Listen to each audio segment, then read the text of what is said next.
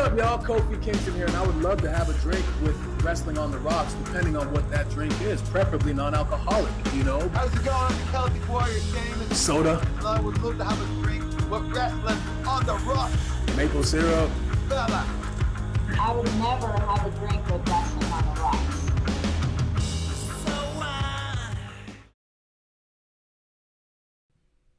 Welcome back to episode 1 of Wrestling on the Rocks. That's right. This is the show where every show is our first show because we cannot figure this shit out. Guys, I'm at Ref Marsh. This is at WOTR the show. We are Wrestling on the Rocks, the dive bar of the IWC, your drinking buddies. And with me to have a drink today, we got Miss Amanda Jane. Go ahead and say hi, Amanda Jane. Oh, hey guys. How's it going? Hey, Amanda. Hey. It's Thursday. You know what that means. Time for a chaser, and coming back, the dawn of the IWC, the curator of our side of the IWC. We got Just in Time 211 has come back to Wrestling on the Rocks. Justin, say what's up. I almost thought he was going to finish that off with has come back to episode 1. I was going to be like, yes, this is perfect, but what's going on, everyone? Great call. I fucked it up. It's all right. It's only episode 1. Don't worry about it. We'll catch it on the next episode 1. There it is. Next time. Started from the bottom, and here we remain. Here we remain. Started That's on a the good bottom. tagline. Yep. And that is where we have settled in, on the bottom. Oh, guys, what a week. I'll be honest. Most Thursdays, I chase down the previous nights of wrestling like a sour taste in the mouth. But I'm going to be honest, this week was pretty damn good across the board overall. Mm-hmm. Yep. It was nice and surprising. What happened? Well, you had time. You had plenty of time. You have tons of time because Amanda was waiting on her food. You said you had it done. I know I said I did not, and I said you're going to have to spot check it because I definitely did not do a good job of it. It's just episode 1, guys. Relax. Everybody relax. It's episode 1. Everybody just needs to calm down. Let's start. This week, I'm drinking out of Celebration. Oh. What's the other one? Rumination? Not Rumination, Celebration, I think. Look it up. That's an old calendar word of the day. I'm having today an organic root beer spiked with vodka. Ooh. We are going to find out what this is like. I'm hoping and praying it's somewhat like the Not My Father's root beer. Oh, There's okay. There's a real good chance that will not be the case. I doubt it. Mm-hmm. I doubt it. What kind of vodka is it? I'm starting with Svedka, and if I can get through the soda, I will then move on to Dripping Springs, which is a Nice. Texas one that's really nice. It's going to be really good. dripping. Yeah. The root beer sounds like it would be great with vanilla Stoli. I am just saying. That sounds like a float. That'd be a Mm-hmm. float. Or the marshmallow. You've seen the marshmallow vodkas? Yeah, those are disgusting. Oh, my God. The ones that are like marshmallow and cupcake and, no. Yeah, it's a goddamn delight. Says the person that puts vodka in slushies. That's a good point. What are you drinking, Amanda? Well, I pre-gamed and I was waiting for my dinner because it's Thursday. You know what that means? That means it's burger time. Well, burger time. Burgers and buns over there with burgers and Amanda. buns. That's what it is. Yeah, burgers and buns. So I how told- much of the pre-gaming have you had? Are we talking I- like 4 shots or? No, well, they're not supposed to have double shots, but but I had 2 lemon drops because What's the I pause? still have my leftover lunch. They call it now Sunjoy. I don't know why, but anyways, my Arnold Palmer. So I figured lemony, might as well. Yeah, well, that sounds good. That sounds good. When you have friends at the bar who are pouring the drinks, yeah. No, it's a good point. It's always And a when you benefit. are drinking with us, you have a drinking buddy with you. Justin, what are you drinking? I just have water. It was another fucking really hot day, so I just decided to say, fuck it. I need water. Water's good for you. Water is good for you. Guys, it's not about what you're drinking, it's about who you're drinking with, and we are glad you're here drinking with us, your drinking buddies, whatever it is you're drinking. It's about the company you keep. Yes. On that note, don't drink and drive, guys. There's no reason. 2021. We got Ubers, we got Lyft, we got taxis, we got ride shares. No reason to do what has been done. We talked about it briefly with Kevlar. I'm going to give you guys the opportunity to say something if you want to say anything about it. But Jimmy Uso was pulled over for another DUI. There's not been news come out since, so I don't know if anything's moving forward in that story. I've not seen anything else. But we talked about it before. There's no reason that this needs to be happening in this day and age, and we want to wish him the best in a recovery because we think that at this point, I think it's pretty evident that he just needs help and he can't get through this on his own, you know. Anything you want to throw out there, Amanda? Well, the only thing I don't know about Florida law, so I don't know, but in some states, like my state, it's kind of that 3 strikes kind of rule. Yeah. So when you have the third, even if it's a DUI, you got to spend some time in jail. Don't care who you are. But see, I thought about that too. Yeah, but obviously there is a problem, and I'm really hoping that he takes it seriously, because I don't think there's going to be a next time if it happens again. Yeah, I think at this point something's got to happen, and it's a shame too because he's at the top of his game. His whole family is, and it's just, you know, it's just like a terrible timing and terrible for all of it, and just largely irresponsible, and definitely something deeper going on there. Justin, anything you want to say about it? And I mean, you guys mainly covered it. Just I've seen so many people with just everything that they've said about it. It's a shitty situation, and it really sucks to see him that he's still going down that path after all this. And he's in one of the biggest stories right now, and it freaking sucks. Now it just feels like we're probably gonna have to fast track. I feel like they were just slowly going through this to bring Jay back. Now they're just gonna have to bring Jay back again. And it kind of sucks because they were probably gonna end up together, and it would have been great. But yeah, I was really looking forward to all the stuff they were gonna do together. I hope he ends up getting help though, because he's too young to be throwing his life like that away, his career like that. No, Absolutely. Yeah. That situation. I think it's heartbreaking. He's such a talented guy, you know. You hate to see it. See, Jeremy's in the chat right now. Cheers to Jeremy. Thank you for coming through. It says, I don't want to jinx anything into existence, but the last thing Jimmy wants to cause injury or worse to a person because of his alcoholism. And that's just it, too, is at this point, blowing a blood alcohol level that high, like, it's a miracle that he didn't, and thankful that he did not. And at this point, it's like, okay, this isn't you had one drink too many. This wasn't you on the edge.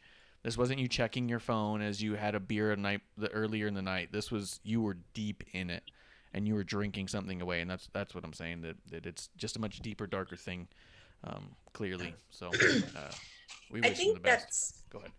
I don't know. I think that's kind of a problem with wrestlers.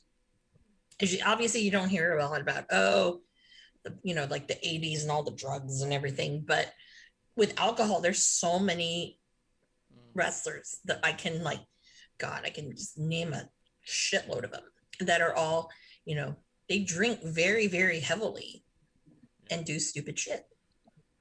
And whether it be driving drunk or, spending like money frivolously and don't remember where they spent it, things like that. So I think it's something to kind of be cautious about. Yeah. So it'll be very interesting with the Jericho cruise to see, because obviously how people handle. they lost a lot of people on it, so they're still looking for people. I'm tempted. Yeah. But I don't know. But we'll see. But alcohol, I think alcohol is a huge problem. Yeah. with it. And I know it's ironic that we're basically a drinking show talking about it. Yeah, That's and we're just part not of it is. But I mean, at the end of the day, a lot of what we are talking about and trying to support is the idea of being responsible with it, and the idea that you don't need to drink to have a good time. And we're just trying to open up the doors to the conversation. You know what I mean? Like, we take part of Sober in October. We Why does it have to be October? That's my birthday month. Horrible. Oh my God. That's terrible. It's terrible. You don't have to do 30 days though. You can say 14 days. Like, there's a whole thing. And we'll get to it in October. Producer had something she wanted to say here. Next. Oh, I only felt really bad because, you know, you don't get that wasted and let, you know, your good friends don't let you go home like that. So, you know, clearly it wasn't around anyone that really cared about him. True. So that to me was kind of like the biggest bummer. Yeah. That, you know, you've got people that love you. You've got great friends. So I really hope that he gets it turned around. Just because, yeah, you've got a whole great crew of support, and that's just the worst to me. Yeah, clearly drinking alone, or at least around bad influences, if nothing else. Yeah. So, well, as long as we're on the downer, I will just give this one real quick. I don't have any stories about him, but Chris Youngblood passed away today. I don't know if you ever ran into him on the indie scene or anything, Amanda, but tears in our beers to Chris Youngblood. I don't think I have. I might have, but I don't. He was part of the Romero family, so just didn't know. I don't have any recollection of running into him, so maybe. Oh, yay, Terry Funk! The Terry Funk stuff I've seen back and forth. I'm not sure really what's going on with him. My understanding is he has dementia. My understanding is Tommy Dreamer said something on Busted Open about him doing much better. I don't know much else than that, you know. Yeah, Tommy Dreamer said something about he had a conversation with him, and he was in the hospital at one point, but then, like, other than that, he's been fine. And I'm just like, well, now what? What is the actual, like, ordeal here? Yeah. Yeah. I don't know. I'm suspicious of that account on Twitter that pretends to be him. I'm just not sure if it's him or not. Yeah. Yeah. You know? Probably some crazy role player. Yeah. But I don't know. I don't know. Let's see. One other thing in the news, and then we will probably get rolling on the rest of it, is WWE announced that they're going to have a couple of matches on upcoming SmackDown at the Rolling Loud Rap Festival. What? Did you hear about this? Rolling Loud. It's a rap festival. Oh, okay. I got it. I got why they call it that. Okay, sorry. Late to the party. A party.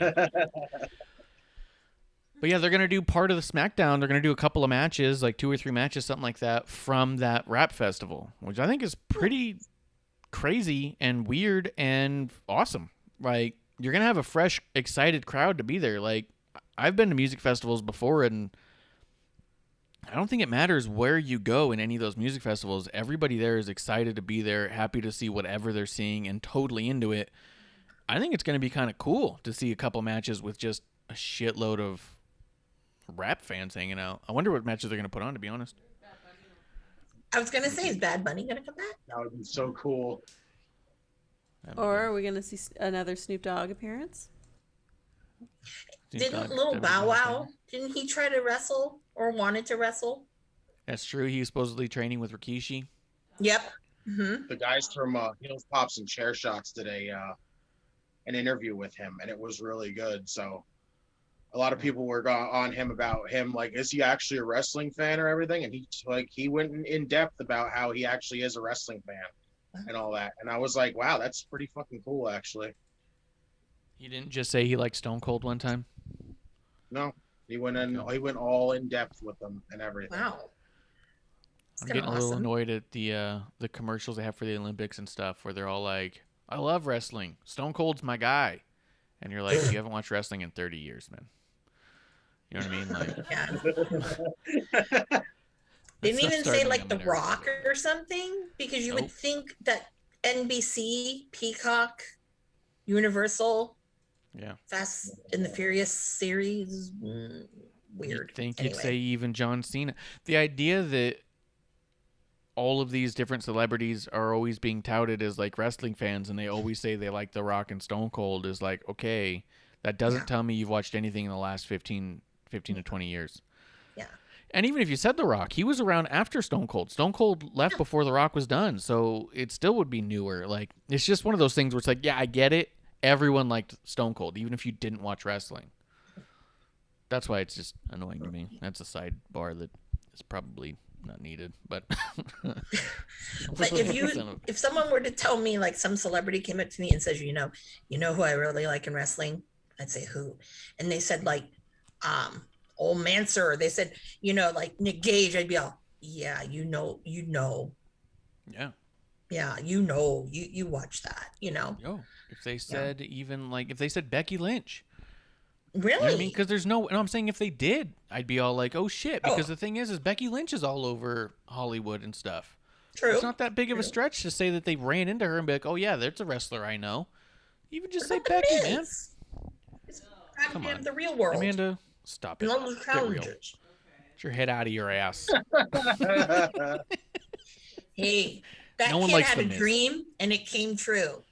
That's true. Talking I mean, I'm about mostly real jealous world. of him. Season 10. Hoorah. I'm mostly jealous of him. So that's where it Why? all comes from.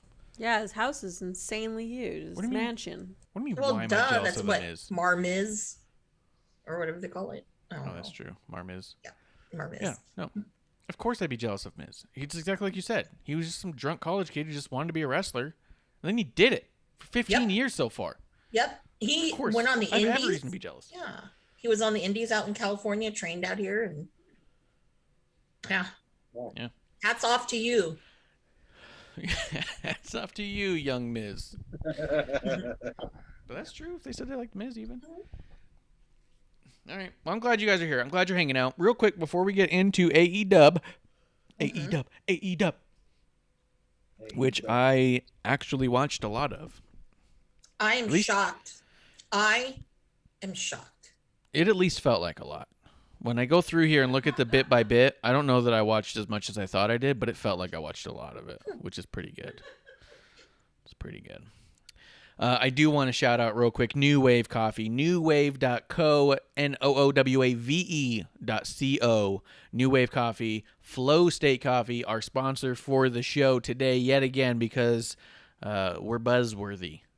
Buzz. Coffee. Buzz. I got you. Flow State Coffee is specialty grade coffee with L-theanine and raw cacao for productivity and creativity, better energy, focus, and mood than a regular cup of coffee, while decreasing the negative side effects like anxiety and blood pressure. And if you go to newwave.co, NOOWAVE.co, and apply promo code CHEERS to your purchase, you get an additional 10% off any ongoing sale that they have or otherwise. Check them out. The guy was trained. His name is Greg. He'll email you direct once you order something just to get to know you a little bit, and he does get to know you a little bit. It's really cool. And he was trained by Lance Storm. He's an independent wrestler, man. Yep. He hasn't wrestled in a bit, but he is a wrestler nonetheless, and he's a really good guy. So we love to support him, and we love that he supports us too. So New Wave Coffee, guys, check it out. Woohoo! Sport indie wrestling. Indie wrestling. I'm gonna pull up the AEW results for the thing. Marsh might not feel like that. Not Marsh. I mean, Bishop. Sorry. Yeah, Bishop might not feel about that, but whatever. He likes good wrestling. It's just not always on indies. Yeah. What? There's some shindies. Yeah, there's some shindies. I've been to a couple. Yeah, I've seen a couple. Did she say shindies? Shindies, yeah, shitty indies. Shindies. Shindies. Have you never heard that term? I love that term. Oh, I actually have not. Yes, it's called shindies for shitty indies. Alrighty then. Justin's like, noted. Yeah, well, I'll tell you that's how much I love the indies. I know they're called shindies. The shitty If someone indies. comes Yeah, up I'd with new never heard that. freaking things I've never heard, I just write it down and I go, all right, remember that. Shindies. Shindy. Yeah. So if you're ever at like a shindy show, yeah, there you go. That's why we have Amanda here. She constantly schooling us all. Education. That's my thing.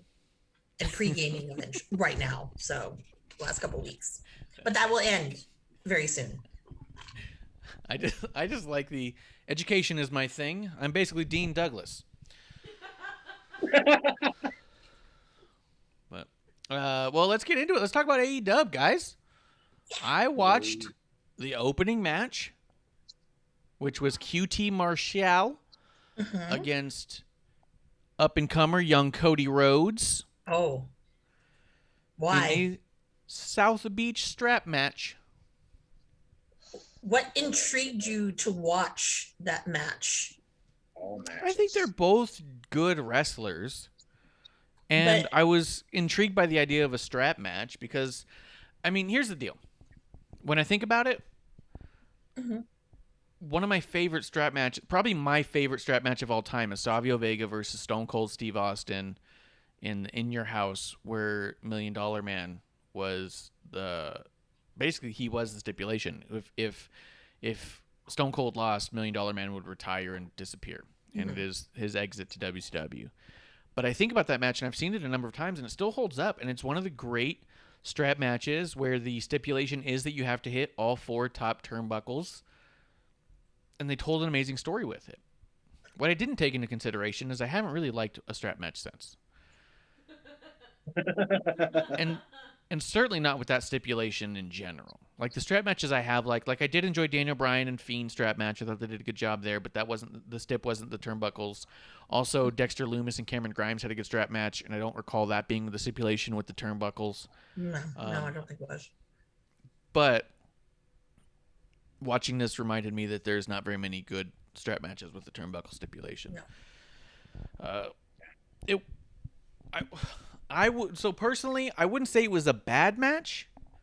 It just was a didn't fucking matter match. You know what I mean? At this point, Cody Rhodes beats QT Marshall every fucking time in a feud that no one asked for, that isn't doing much for anyone, is really solidifying QT as a lesser than competitor, when I thought the whole point of all this was to prove that QT was actually underrated.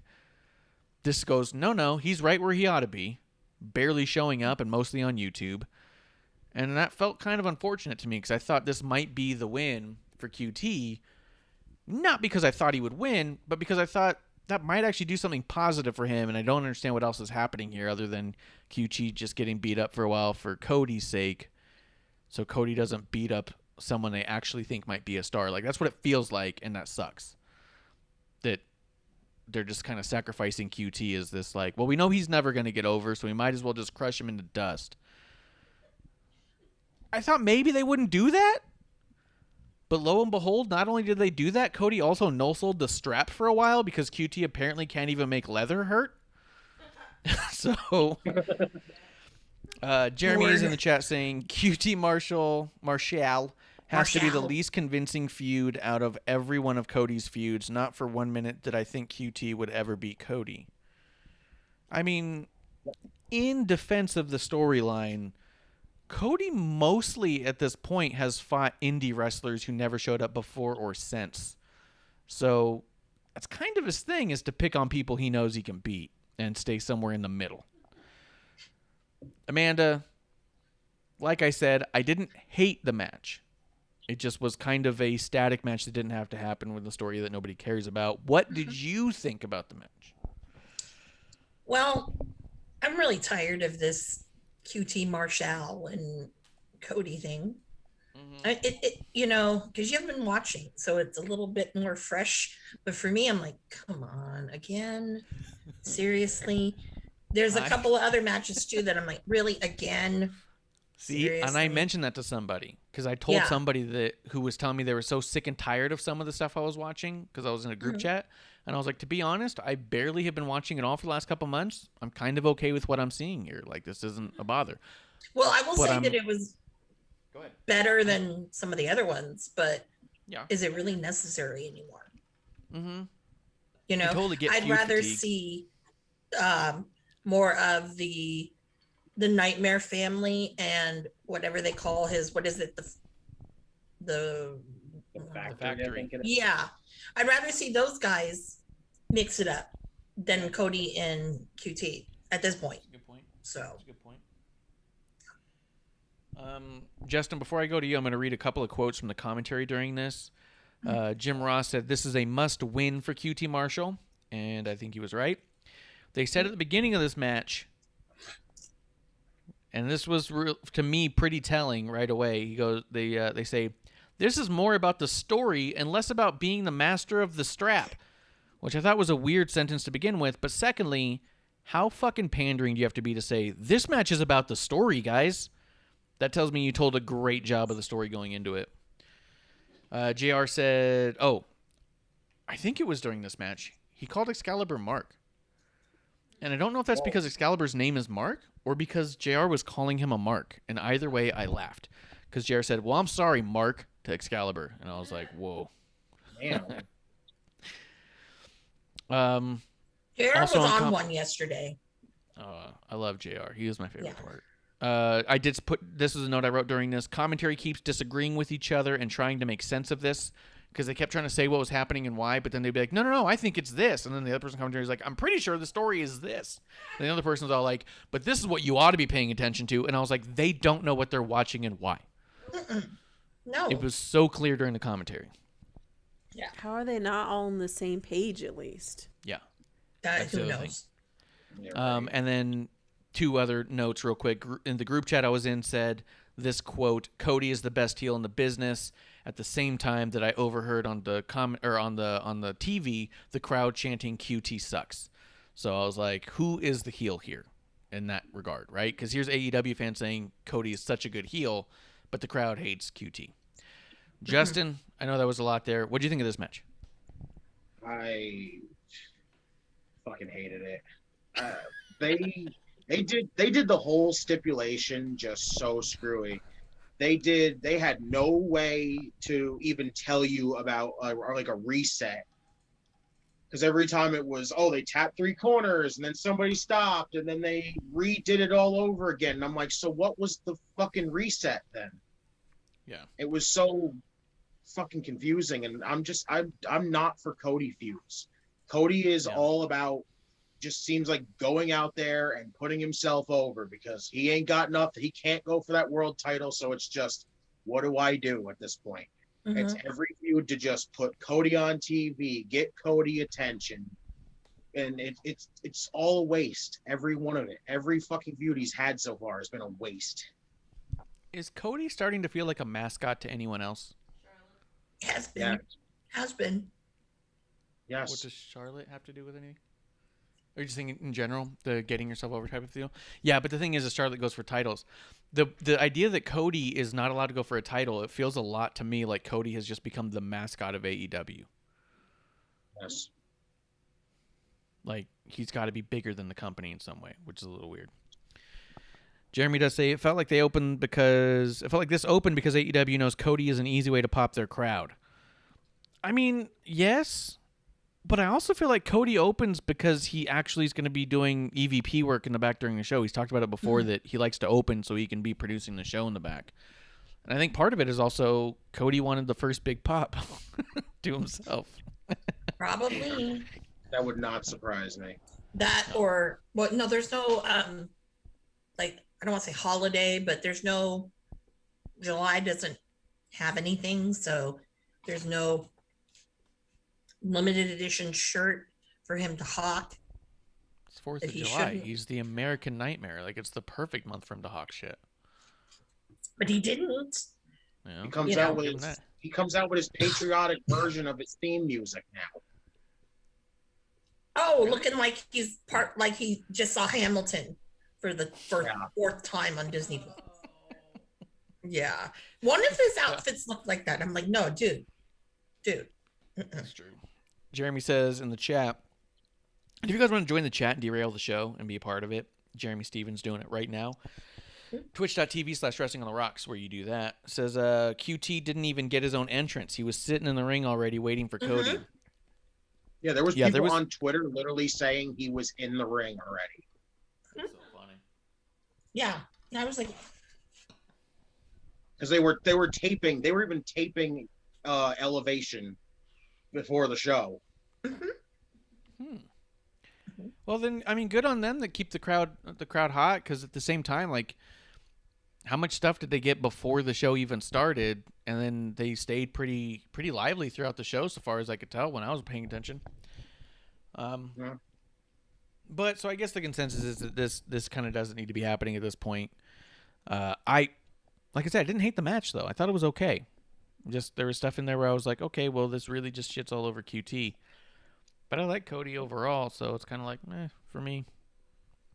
Give it a thumbs Just in the middle, like I guess. another one to Cody's list to me. Yeah. That's all I felt. Yeah, he was just another person off the list there, and it kind of makes me wonder where we're going. But let's see. After that, we did have. Oh, and during that match, the light goes out, seemingly for a storm. Do you guys think that was a work, or do you think it was real? Because now the conversation is happening of was it a work or not? No, I think it was part of what happened later on in the show. You Maybe. think so? I feel Yeah. like it Was was this actually cute? from the storm, because if you look, the way the lights went out was different than the way the lights normally go out. Mm. They went out, and then you could kind of see all the screens kick back on in a different way than they normally do. Mm. It felt like watching something boot up. Mhm. You know what I mean? Well- Because even the lights went back to like a default type setting. It didn't look like, all right, turn it off and then turn it back on with these lightings. It looked a lot like, turn the fucking computer back on. You know what I mean? Yeah. Just from an IT perspective, as somebody who's seen a whole lot of different machines shut the fuck off out of nowhere and kick back on, there's a little bit of a glow you get from screens when they kick on that you don't get when you just turn it off and on. And that's what Yeah. I saw during the replay. I was like, I think the fucking storm just hit, and I think it was just It a had to happy be. accident, to be honest. Yeah. It had to be. Yeah. Are Just you guys? imagine Go if ahead. they were in Jacksonville still Yeah, at Daly's place. Oh, that would have been fun. that'd been good. Do you guys? Because I saw this a little bit of this conversation too. Do you think QT cut himself, or do you think he got busted open the hard way, as they say in quotes? I think he bladed. Yeah. You think so? Are you guys getting pretty sick of that, or no? Because I'm seeing a conversation about it online as well. No, I mean, it doesn't really matter to me. The one who I'm like, just don't blade is really Cody, because he just goes way over the top with it. But The one person I think shouldn't blade is Mox, because he's just so bad at it. yeah, And I I don't mean know. that in like a mean way, but like he'll literally cut himself, and you'll see his whole head swell up like a donut and no blood come out, and you're all like, "Dude, you what do you- fucking missed or something. Like, what happened?" And I think he's that taken, that he's been away from deathmatch so long. But then again, I don't know. I've never seen his deathmatch stuff, so can't tell you. Yeah, Yeah. I'm not sure, Yeah, but he But like he's he'll always been literally bad. parts of his head will swell and he won't bleed, which is like the real frustrating bit. I think it's got to be frustrating. Jeremy, are you not Jeremy? I was looking at the chat. Justin, are you sick of them blading and stuff?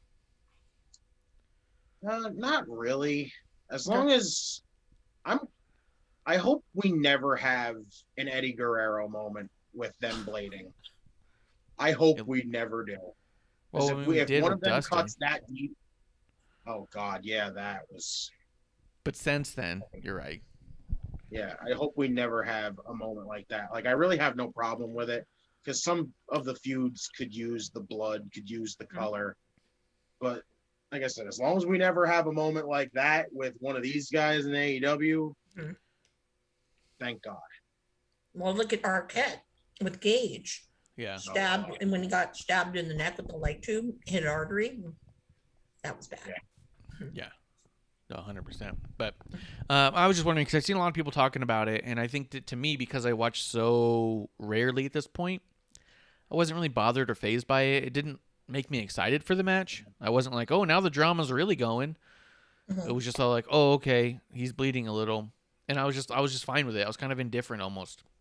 But I've seen some people saying they're getting kind of tired of it. I've seen some people say it'll never get old. So I was just wondering what you guys thought about it, because for me, I'm just like, okay.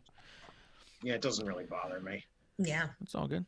Jeremy in the chat says some of the blade jobs seem pretty unnecessary sometimes, in my opinion. And see, that to me, that seems fair. That seems like the most fair assessment of it. Is that like, I think it's probably fair to say they do it a little bit more than they ought to, but I don't know if they're at that moment of overkill just yet. So, is what it is, I suppose. Let's see, as we go through it, because typically we don't go through it all. To be honest, I just asked for Amanda's highlights, but I did watch a bunch of it. This is a segment I completely skipped, though. Tony Schiavone did an in-ring interview. Oh, wait. Here's 2 segments I skipped entirely. Sean Spears started talking, and I fast-forwarded. I saw Tony Schiavone come out, hit pause, and then I saw Kenny Omega come out, and I fast-forwarded. Was there anything in those 2 promos that you guys wanted to talk about? We'll start with Justin. No, there really was nothing else. Like, Tony Schiavone's interview was just with Kenny, and it, again, was another face-to-face with Dark Order again, except it just ended with a Hangman. It actually ended with Hangman coming out. Yeah. That was the best part. Yeah, literally. Yeah. Kenny Omega and his Triple H freaking facial hair, and yeah. Well, I mean, I there did was kind of really lie. nothing. I didn't fast forward entirely through Sean Spears and Sammy Guevara. It was short enough that I did hear it. I just kind of walked away from it, and I just thought it was stupid. Every word. Well, I from know how you everybody, feel and about that's Sean what- Spears, so I don't blame you.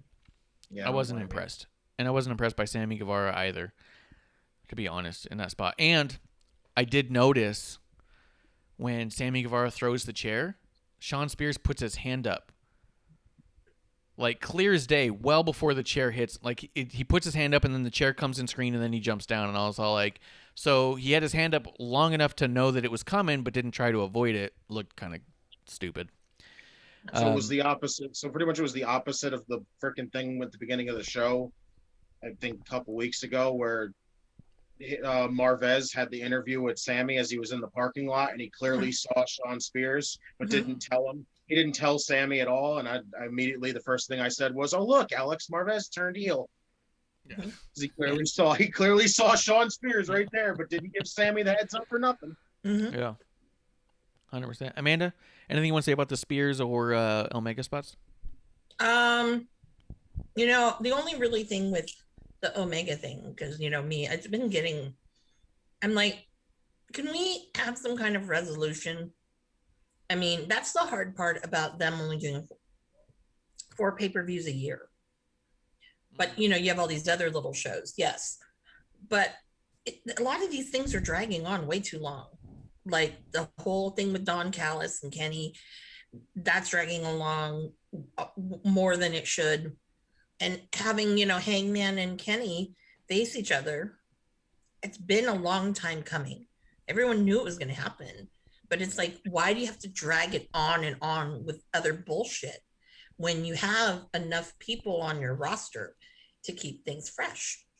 Don't know. But Hangman and was on top awesome. on top of that, Hangman and Dark Order's been dragging on forever without any kind of Dark Order's been will- dragging on forever. yeah. Which I thought was funny. I saw somebody say in one of the chats was they said, I don't mind this Hangman Page Dark Order thing because I really like this style long-term storytelling. And the response someone else gave was, it's been almost a year. Like, Yeah. it's not exactly the mega powers. You know what I mean? Yeah, no. And I don't know. It just, again, it's the vehicle that, you know, is making them, oh, you need to watch BTE. But I think now, because I did watch it this week, Dark Order might get a spinoff. What? Yeah. BTE, like the way it was kind of thrown at them, it looks like they're going to get a spinoff, maybe. I don't know. That's how I kind of gathered it. But I could be wrong. You know, it was during the show that I realized that my biggest issue with AEW is the Elite. If it weren't for the Elite, I probably would watch most of AEW. But Kenny comes out and he's immediately so obnoxious that I just turn it off. The Bucks come out, they're immediately so obnoxious I literally turn it off. Like, this isn't like, oh, I want to see them get their ass kicked. It's just 100% I'm not willing to watch this. And if it weren't for them, the rest of the show was more or less solid. I mean, even with the stupid QT Cody stuff, it wasn't like inherently awful. It just, you know, no one gave a shit. Let's see. The crowd had a good reaction to Hangman. I did think at this point, though, commentary was a fucking mess this whole night. Oh, yeah. Mm-hmm. And I kept thinking about how much commentary was talking over the crowd and how little they allowed the crowd to be heard or seen. Because I even messaged somebody and I was like, hey, are they or are they not at full capacity? And someone said they're at full capacity. So why are only the first 3 rows lit up? Like, you can't see most of the crowd. And the commentary is talking weird. over. Yeah, right? Yeah, it was like dark, shadowy things. Because every once in a while there was a camera angle that would show part of the crowd on the kind of the side. But it was like chopped up because of the lighting.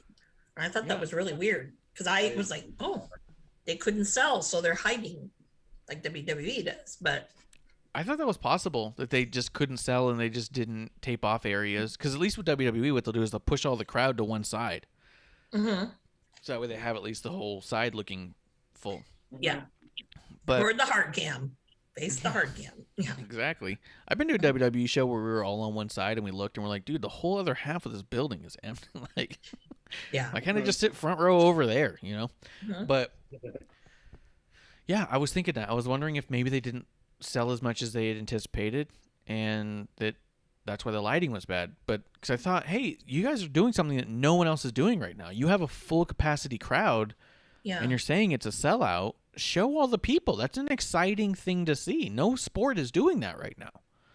I think they'll You know? probably next week, because next week is sold out in Austin. I hope they do. I hope they do. I think it'd be great. They should. There's Yeah. lots of reasons why. We'll get into that later. And I did think also that the commentary didn't have to talk over every crowd reaction, trying to tell me what the crowd was doing instead of letting me hear the crowd do it. So another gripe about Excalibur. I had heard or saw that the crowd was actually pretty obnoxious. For example, when I guess Hobbs came out, they were calling him, they were chanting Big E. Yeah, I heard about that. Yeah, and just other things. And I'm like, I hate dumb crowds. But then again, Miami, I think, is a shithole. So if you're from Miami, I'm sorry. It's a shithole. I hate going there. People are rude. I've had doors slammed in my face at the airport. I'm like, oh, excuse me, can you hold the door? Boom. Wow, that's fucked up. Yeah, totally fucked up. Jeremy says it's funny to think Sean Spears requested his release from WWE because of lack of TV time, so he can go to AEW and do nothing really of importance or quality other than being in the Pinnacle, which also is 2 years in, and also he's the worst part of. So yeah. Plus, look who he started with. Also, fucking Cody. My buddy. Let's see. We did have a sit down. I did watch this sit down. It was Jim Ross with Ethan Page and Darby Allin. Yeah. This was one that had a rough start and got good.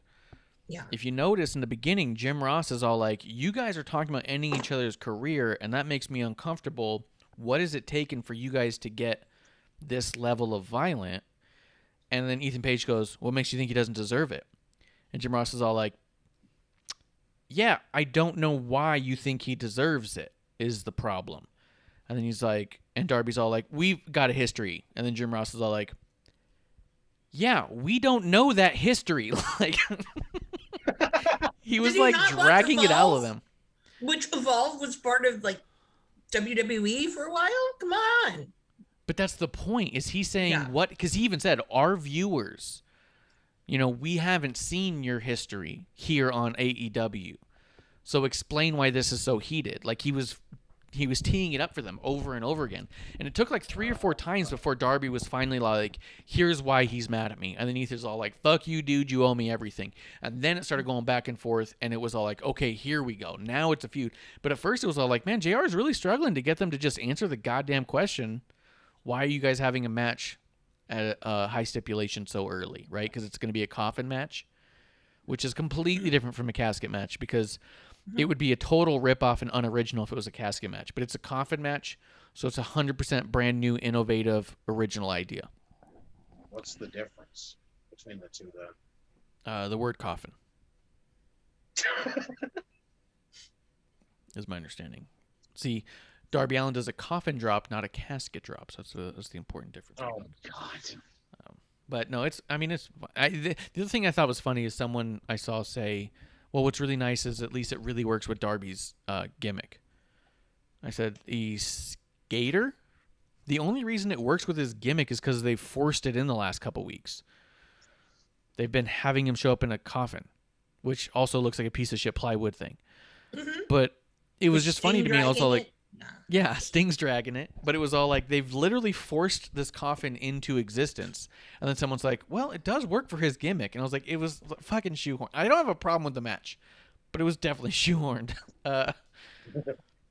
Justin, let's start with you and then go to Amanda because she's got a lot more history with Ethan Page there, I believe. I'm not sure your history. We're going to find out, I suppose. What did you think of this back and forth? I thought it was actually pretty solid.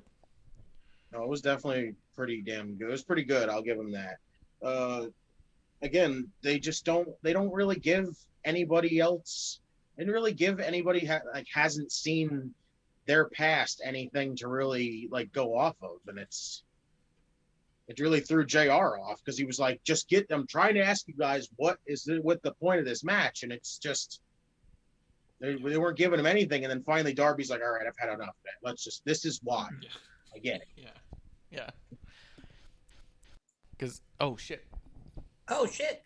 Oh, we're back. Sorry.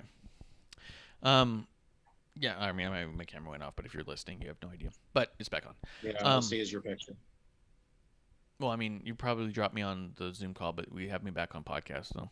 But yeah, it was as I'm watching, I was like, man, this is a really rough go of it, and I was like, these guys are supposed to be good promos, and this is like really tough to listen to, and then they picked up, and I was like, okay, here we go. Amanda, what do you think about this?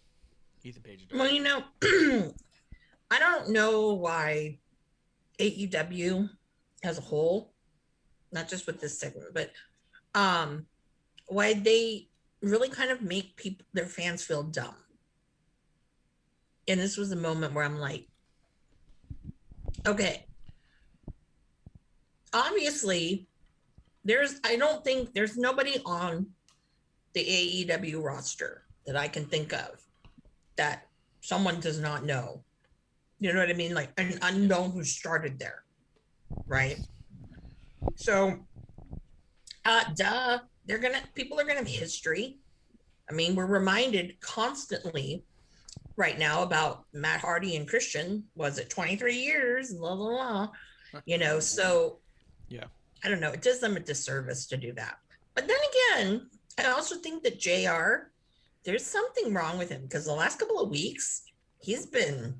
Oh, I don't know. I'm like, are you sure you're not the one with dementia? Because it's been just awkward. This one wasn't his fault. This one he was literally trying to say, hey, your guys' history. Didn't know. But he didn't know. But those who don't know either was, they where they first met up, from my knowledge, was at Evolve. Mm-hmm. And around that time, Evolve had some pretty awesome hitters there. I think Zack Sabre Jr. was still around. I think at the time, who else? Someone who I'm not going to mention their name was there around that time. Chris Hero. God, I miss Chris Hero. Jeez. Yeah, I really thought he was going to pop up by now. He should have popped up by now, but whatever, it is what it is. But around that time, and actually even MJF was there. Stokely Hathaway was, managing MJF at the time too. Yeah. So there was, a lot of like really great feuds and different rivalries. And I think with Ethan Page and Darby, from what I remember, is, there always was something about like their match. They always put on really great matches, which is great. Mm-hmm. But it always was like they're leaving something out because they want you to keep following this. So I think it's kind of cool now that they're on the same promotion again and they're doing that same thing. But I wonder if they're going to leave a little bit again, and then maybe Scorpio Sky picks it up. That's what I'm hoping. Could be. I wouldn't have an issue with that. But yeah, I do think that so much of their history happening outside of AEW, it is important that at least the wrestlers are able to tell that story and fill in the gaps if they're allowed to. You know what I mean? And I think they are allowed to. I think that's what the problem was here, was that JR was trying to be the voice of the audience of an AEW faithful who hasn't seen every wrestling show that's ever happened in the history of time may not know that they have any history. I sure didn't. And I've seen some of Evolve. I haven't watched every show they've ever done, but I was aware of it and watched some of it from time to time. No idea they had history. So when I heard JR being like, yeah, why is it so heated that it's already in a coffin match? And their response was be like, because it should be. And you're like, okay. Yeah. But, you know what I mean? Like, I thought JR did a good job here of like dragging them out of that shell. But yeah, it was a little rough start. But I thought it was really good. They're both good talkers. We finally got there.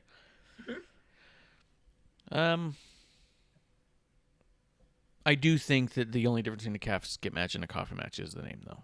That's my understanding.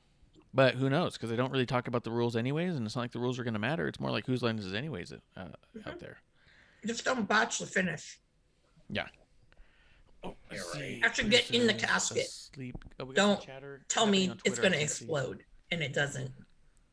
Some Yeah. WSX style shit.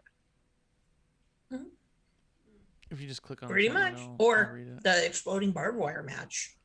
Okay. Let's see real quick. Yeah. Let's see in the chat right now on Twitch, or not Twitch, on Twitter. You can go to Twitter and chat as well. Let's see. He says, I saw someone say call back to when Hangman almost buckshot Omega. He put his foot on the rope. Huh. Yeah, let's see. He goes, I couldn't hear the crowd, no noise. Make it a body bag match to work with Darby. Actually, that'd be great, a body bag match. Well, because he did one before, right? With Starks. Yeah. Ricky in a That body really. bag. Oh, and with Cody. Well, and also he was dragged in a body bag. Yeah. Yes. Yeah. I would much rather that Darby do a body bag match than a coffin match, because at this point, coffin match is a shitty piece of plywood that is a la Undertaker, where body bag is much more of a Darby thing. Even though I think Undertaker did a body bag match, I feel like it's a Darby thing. Yeah. That's more Yeah. Darby. Yeah. Mhm. That's the misfire there, is it should have been a body bag match. I'll give that to Bishop. Bishop from TW Takes, Terrible Wrestling Takes podcast, as always, friend of the show. If you go to twtakes.com/TWTs, you can get yourself a killer deal on all them cheap-ass t-shirts. Not by quality, but by price alone. By adding promo code DIVEBAR for an additional, I believe it's like 20 or 25% off. I don't know. Try your luck. See what you get. Maybe it's a rolling number. Wouldn't that be great if someone had a promo code that did that? Just because it'll calculate a random % off. That'd be great. Yeah. Speaking of which, did any of you shop their 4th of July sale? I know I was suckered in. For jeez. ProWrestlingTees.com? Well, nobody bought any of my shirts. Well, What'd you buy? What'd you buy on there? The Terry Funk toy? no. Nope. No. Let's see. Oh, Kuro says, I'm late. And then Takes is in the chat again. Says, I've seen maybe 10 hours of AEW and got that right. Not so terrible wrestling take. That's what I mean. That was the right call. It should have been a body bag. Yeah. But what do we know? I mean, Yeah. We're only in episode I 1. know. We Shut up, don't Star know. Studios. It's just episode 1. What was I going to say here? I don't know. We can just keep it moving, I suppose. Yes. But For those overall- who are wondering, yes, I bought the 2 Ricky Stark shirts that I didn't have. You finally got those? Yeah. That's good. But you see, I'll spend the money to get the better t-shirts because they're better. That's Yeah. good. I don't have to feel like I'm wearing sandpaper. And they cut better too when I start cutting. Yeah, awesome. A friendly neighborhood tip. That's fine. Let's see. Mike is in the chat real quick. Says, sorry, I was watching the Conor press conference. Super excited by that.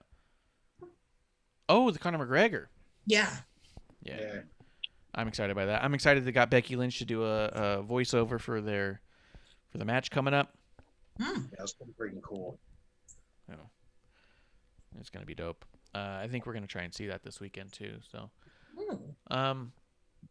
let's see. Well, as we moving along, unless there's something else that somebody's here missing, and at this point could be anything. We did have a 6-man tag match after this. This is about the time I left to go to the store. Hmm. I forget why I had to go to the store, but I was like, I'll go. Oh, we went to the comic book shop so I could buy a New Day comic because New Day rocks. New Day rocks. Yeah. So at this point, producer comes home and then she's like, "What are you doing?" I was like, "Nothing. Let's go get comic books." And we got in the car and left. Oh, Jesus. Yep. So this match happened. When I did come back, I was like, It was worth it. totally worth it. Creed retweeted us. Austin Creed retweeted us. Kofi liked it, putting it out there. You know, power, positivity. What else? We got something. Oh, I got the Michael Klump Funko Pop. That's right. It's Michael Scott from The Office in a fat suit with a goatee that just also so happens to look identical to Ricky Gervais, the David Brent character, which is hysterical. It was a good day. It was a good win. So that happened. When I came back, Twitter was a flutter. It said, "Bug out! Oh, bug out! Bug out! It's Tommy! Never mind! Not Tommy! Definitely not Tommy!" That's how the internet was. Oh my God. And so I was like, Oh my all God. right. I was like, I'll put it back on. And at this point, I get back on, I start watching, and I see it's a 6-man tag, and I go, oh, I can fast forward right through this. And I did. Is there anything about that 6-man tag with the Inner Circle that you guys thought was notable? No, the only thing really about it was it felt like it ended like really abruptly. It felt like it was like just about to keep going, and then it just over. You know, the Jake Hager and Wardlow stuff together looks terrible. They got to stop working together. They're not good together. They have no chemistry. Wardlow's horrible. Well, I thought he was eye candy, but he's You horrible. think Wardlow's horrible? Yeah, he is. I like Wardlow though. Really, I like him as a figure that, now he talks, before he didn't. But as a wrestler, oh, hell no. Unless, I like him. We need to he's see got that him- big guy mentality, but he's athletic as shit. yeah, but you need to see him wrestle someone who's like, wants to wrestle and not like, be MMA star, And Bellator not star. funky ass Jake Hager. Yeah. yeah. Like to see him I in think, Powerhouse. That'd be nice. Real nice right there. I think Wardlow's got a ton of potential, so I like him. But I do I think didn't he's say still I didn't really like new. it. Yeah. But I do think that him and Hager have got to stop. Whatever program they're getting is awful together. They just need to split that up. Huh? FTR is so Yeah. damn good. And the thing that's so funny to me is the AEW fan base hates FTR. Like, on an obscene level. They're all like, fuck FTR. They're terrible. They're boring. They're the worst. No. Dude, I've seen it so much online and in the group chats. It's so funny to me because they are so good. And the only reason the AEW fan base hates them is because they're really good wrestlers. That's what's so fucking Yeah, they don't funny. like really good wrestlers, apparently. If you're garbage, then you're over the moon. Yeah. They literally buy into the Young Buck mentality. Ugh. And I don't mean that to be a dick, but the Young Buck mentality is 100% do as many moves and spots as you can and look like a video game. And people buy into that in such a weird way. Yeah. Let me see. In the chat right now, Kuro's coming through. He says, Marsh, stop leaving during wrestling. I'm going to revoke your ref shirt. Dude, I can call it down the middle with or without watching if it comes to AEW. And Bishop does say, didn't he almost kill someone a few weeks ago, or was that video just great selling? Who's he? Is that Wardlow? Did Wardlow almost kill somebody? I'm not sure who he is on that one. And then Kuro says, wait, people don't like FTR. FTR is why I watch AEW. I'll be honest, I've watched more FTR matches in AEW than probably any other singular wrestler in AEW. So I agree with you on that one. I love them. But a big, yeah, But he a says lot of yes, it, Wardlow. yeah. A lot of it. That's why It's I'm just looking there was forward so to the FTR Santana and Ortiz match very much. Mm-hmm. Oh, okay. I am so over Inner Circle and everyone involved in it, including Thank Santana and you. Ortiz, that I just skip through stuff like that. So to me, the biggest issue with FTR is they're in a program with the faction I am the least interested in. But apparently Wardlow like hurt somebody. Did you see this, Amanda? You watch internet wrestling? I do. I don't remember seeing that. Was this But on? then again, Was this him doing that freaking thing where he grabs him on the throat, sitting on the top rope, and he does like that knee? Is it like that freaking spot? Something like that? That could be. maybe. That sounds about right. But at the same time, like I was saying, I think that he's just really new in everything, so he's bound to be making mistakes, and it's AEW where everybody's not protecting each other anyways. At the end of it, though, I did see Conan came in, the old K-Dog, with a sock with tennis balls in it. He hits, what was it, Wardlow in the back with the tennis balls, and they bounce off, and he hits him again, and they bounce off. And then he gets hit, throws the tennis balls, and they bounce like tennis balls. And I got really confused. And I asked in the chat, I was like, wait, is tennis balls like a thing now? Are they supposed to be dangerous tennis balls? What do I not get? And I was ignored completely. Pool balls. Oh, they're supposed to be pool balls? Yeah, that's what they're supposed to be. But not tennis ball. They bounce like tennis balls.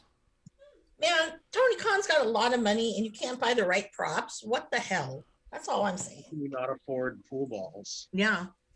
They could be heavier than tennis balls and still not hurt, I would imagine, right? Oh, no, they'll hurt. And they should. They should. I mean, a tennis ball, sometimes that could hurt too, but Yeah. well, at least they didn't put like a softball or something in there. That would hurt. Yeah, but I'll be honest, I thought K-Dog looked stupid here because I was like, he's hitting Wardlow with tennis balls. And then Wardlow no-sold it because it's tennis balls. And then K-Dog was like, how could this happen? And I was like, why the fuck did he think tennis balls would work? Yeah, well, yeah, it was That's a little 100%. frustrating. It was. I I'm think like, they wanted you to believe they were pool balls. And that's At no point did I think they were anything other than tennis balls, and at no point did commentary make me believe that in any way. They called it the Mad Ball sock, but they never said that thing's filled with pool balls. They never said that. Wait, that's what they called it? yeah, the Yes. Mad Ball sock, and I'm like, what the? All I thought Yes. I heard was freaking Excalibur say he's got the loaded sock, and I'm like, and then Wardlow just no-sold it, and I'm like, wait a Yeah. second, what? It's like putting an orange in there, you know? Yeah. Nothing That happens. probably still hurt more than the tennis balls. Maybe, yeah. Well, yeah, it could be. Let's see. Uh-huh. Mike is in the chat. Big fan of the show. If you guys want to check it out too, specifically Devoid is his podcast, and it's a really fun time. And he put out one recently, and it's a lot to do with the legal ramifications of kayfabe storylines, and it's really fun. But It's an awesome episode. he's in our YouTube chat right now. Cheers to him. He says Wardlow's finisher is putting someone on the top rope and dropping them with a knee. He goes, it's Yeah, he does exclusively like- on elevation. He does this thing where he sits on the top rope, grabs him like a choke slam, and he gives him the thumbs up, thumbs down, gives him a knee. But Yeah, Sammy that was his Callahan finisher. wants that back. Oh. I didn't think that was his finisher. I thought he had that freaking F10. I thought he had the double spin F5 thing. Yeah, I thought he did too. Yeah, I thought that because that was awesome looking, but this weird Yeah. knee on Sammy the throat with a Callahan. thumb up in the guy. I could probably do without the thumb up in it. Up with the guy. Yeah. I'm up in the guy. Yeah, he's all. Well, Yep. I got to be careful with my hands because there's pictures of butts behind me, and I'm a big fan of that. I'm a big fan with the butts behind you. You just keep going like you shrug like I don't know, and it just looks like you're patting a butt. yeah. Fucking Thursday night cheeks over here. Yes. Oh, for those who are listening, yes, because of last week, I decided that my background was going to be the Starks booty. And then John Cena, well, wrong way. John Cena's booty. See that globature? Yeah. Hands. The big ass words. Damn. hmm Yeah, definitely big ass. Good stuff. Yeah. Good stuff. Anyways. Let's see. Kiro does say someone got hit with balls. He goes, I can't say a sock of oranges hurts more than a tennis ball. Don't ask It how I know. might. But it probably would land heavier too if you got some sort of oranges involved instead of tennis balls. It probably would hurt, but not as much as pool balls, but be heavier than tennis balls, so it wouldn't bounce around and have me confused on why K-Dog thought a couple tennis balls was going to do the trick. Grim Reaper coming through saying hi. Cheers to Grim Reaper. We appreciate you coming through to the dive bar of the IWC and having a drink with us. Well, if he had put cuties instead of oranges, yeah, that would be weird. But those aren't really round, though. Anyways, sorry. Oranges are round enough. No, the let's see. cuties, the little ones. Oh, yeah, don't use clementines. That'll never work. Yeah. Micah does say, Marsh, my other show just did an episode on The Office UK, so I'll tag you when that comes out. You should absolutely tag me in that one. Also tag in Good Cop, Bad Cop, Graham. He's a big fan of Ricky Gervais as well. Let's see. All right, well, after the weird tennis ball spot, which made me go, Conan's stupid. We saw Conan. yeah. Yeah, badass with a sock and a tennis ball. Yeah. Kiro says, I've been hit with oranges in a sock for some stunt work I did. Sure. I think the dude probably got an F in school. It says, I did, let's see. They thought tennis balls would look too fake, but we did it with tennis balls. Too, the oranges left bruises, tennis balls did not. Yeah, but that's just fine. That's also what you want. It's wrestling. Yeah. You want bruises. How much has Drew McIntyre been milking the kendo stick shots that he got, where he grabs something and flexes and they turn on the fucking contrast of the photos? Even when he came out to do a promo last week, they're like, up next is Drew McIntyre. And it showed a picture of his fucking back. Like, I was like, what a fucking idiot. But show them the fucking, the bruises, man. Hit them with some oranges. Give a couple bruises. It's better than pool balls, but it leaves enough of a mark to where people can go, oh shit, they're hurting each other. Mm-hmm. That's why I like a good chop where you see the handprint. Yeah. A good Walter chop or anybody. I mean, if you leave a mark, it's pretty damn good, I must say. And if there's one thing we know about AEW is it's got tons of marks. Bishop does say Graham got injured tonight. Graham got injured tonight, bloodied up my TWT. That's perfect. And he goes, you get in a sec after the match. Let me see. After that, we had a Carl Anderson promo where he told Jon Moxley he wants the IWGP US Championship. Mm-hmm. The promo was fine. I'm not interested in this title, though, because AEW's made it very clear this title doesn't matter and it's not important. So it was kind of interesting. It felt like, oh, cute. He wants that thing that Moxley doesn't give a shit about. That's what it felt like, because that's how AEW's booked that title. Go ahead. Yeah, but I will say what's great is that's kind of I know they did, I think they already did a New Japan USA thing, but it's nice to see Gallows and Anderson back with New Japan in some way. Yes, they're best there. Mm-hmm. Absolutely. But I also thought it was telling that all the clips they did were strictly of Jon Moxley in like 2 scenes. It was the same 2 scenes at a bunch of different angles over and over again, being like, look at him with the IGW PG US title. And it was like the same fucking night over and over again from different angles. And you're like, that's how unimportant you've made it, is you're trying to make it look important and you don't have footage of it. Justin, was there anything I'm missing about this promo here, this title? And no, it should be a good match. They completely just forgotten the U.S. title. I still don't even get why Mox still has it. It's seriously time to put it on somebody else. Mm-hmm. Get it back into freaking New Japan and let's get that thing Let moving. Finley have it, or somebody. Finley, give it back to Juice. Give it to somebody from New Japan Strong. Something. I vote Carl Fredericks, but that's just me. I'm all for Carl Fredericks. Hell yeah. Oh, I and actually by the don't way, have an issue with Carl Anderson having it. I love Carl Anderson. yeah, but Carl Anderson too. I have Shooter. no issue with that either. Give it to Mox's little friend there, Shooter. Shooter, I love Shooter. I love Shota. He's awesome. Shota's amazing. I love him. I Shooter. believe you. Mhm. I believe you. Yeah, you're like, what the hell are you talking about? Don't know. Yes. Oh, cheap plug, by the way. I'm excited because tomorrow is the first show I've been to the first show I've been to since the NWA tapings. So it's exciting because Carl is going to be wrestling, and I'm like, yes, I haven't seen Carl in forever. Awesome. Yeah, I was very lucky to be able to see him, make his start and kind of evolve into who he is now, and it's just amazing. I like all the young lions really, and like seeing Carl Fredericks when he graduated. It was awesome. I cried the first time I saw him, like in a New Japan setting, and it was a match. I cried because that's my friend Carl. Nice. All the young lions are awesome. That's the BFD. I can't wait to see them all just graduate. Well, I'll tell you right now, I fast forwarded through a big chunk of this. We had MJF and Chris Jericho. We had Britt Baker. Okay, I'm sick of that shit. That's got to stop.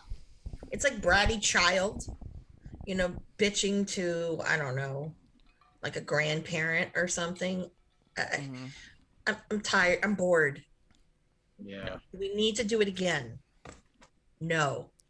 I wasn't even sort of halfway interested in it. Justin, was there anything about it are you like? I mean, you're allowed to like the storyline.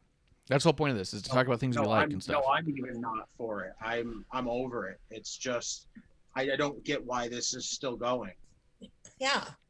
None of it. Like all I know is MJF had the lamest lead into his fucking catchphrase, and Jericho finished the whole goddamn thing off with probably the lamest line I've ever heard in my life, and that was really the gist I got from the whole thing. Yeah. Wait, did they have him come out and do Judas? I can't remember. Maybe I went to the bathroom. Yeah, they all sang Judas and shit. So that's another thing I'm tired of. But anyway. Yeah. I digress. I've been tired of that for a while now. I guess Is there maybe gonna be a stipulation to their match or no? No. Wait. Is there? Yes. I don't think there even is. I think they were trying to get to it, but no.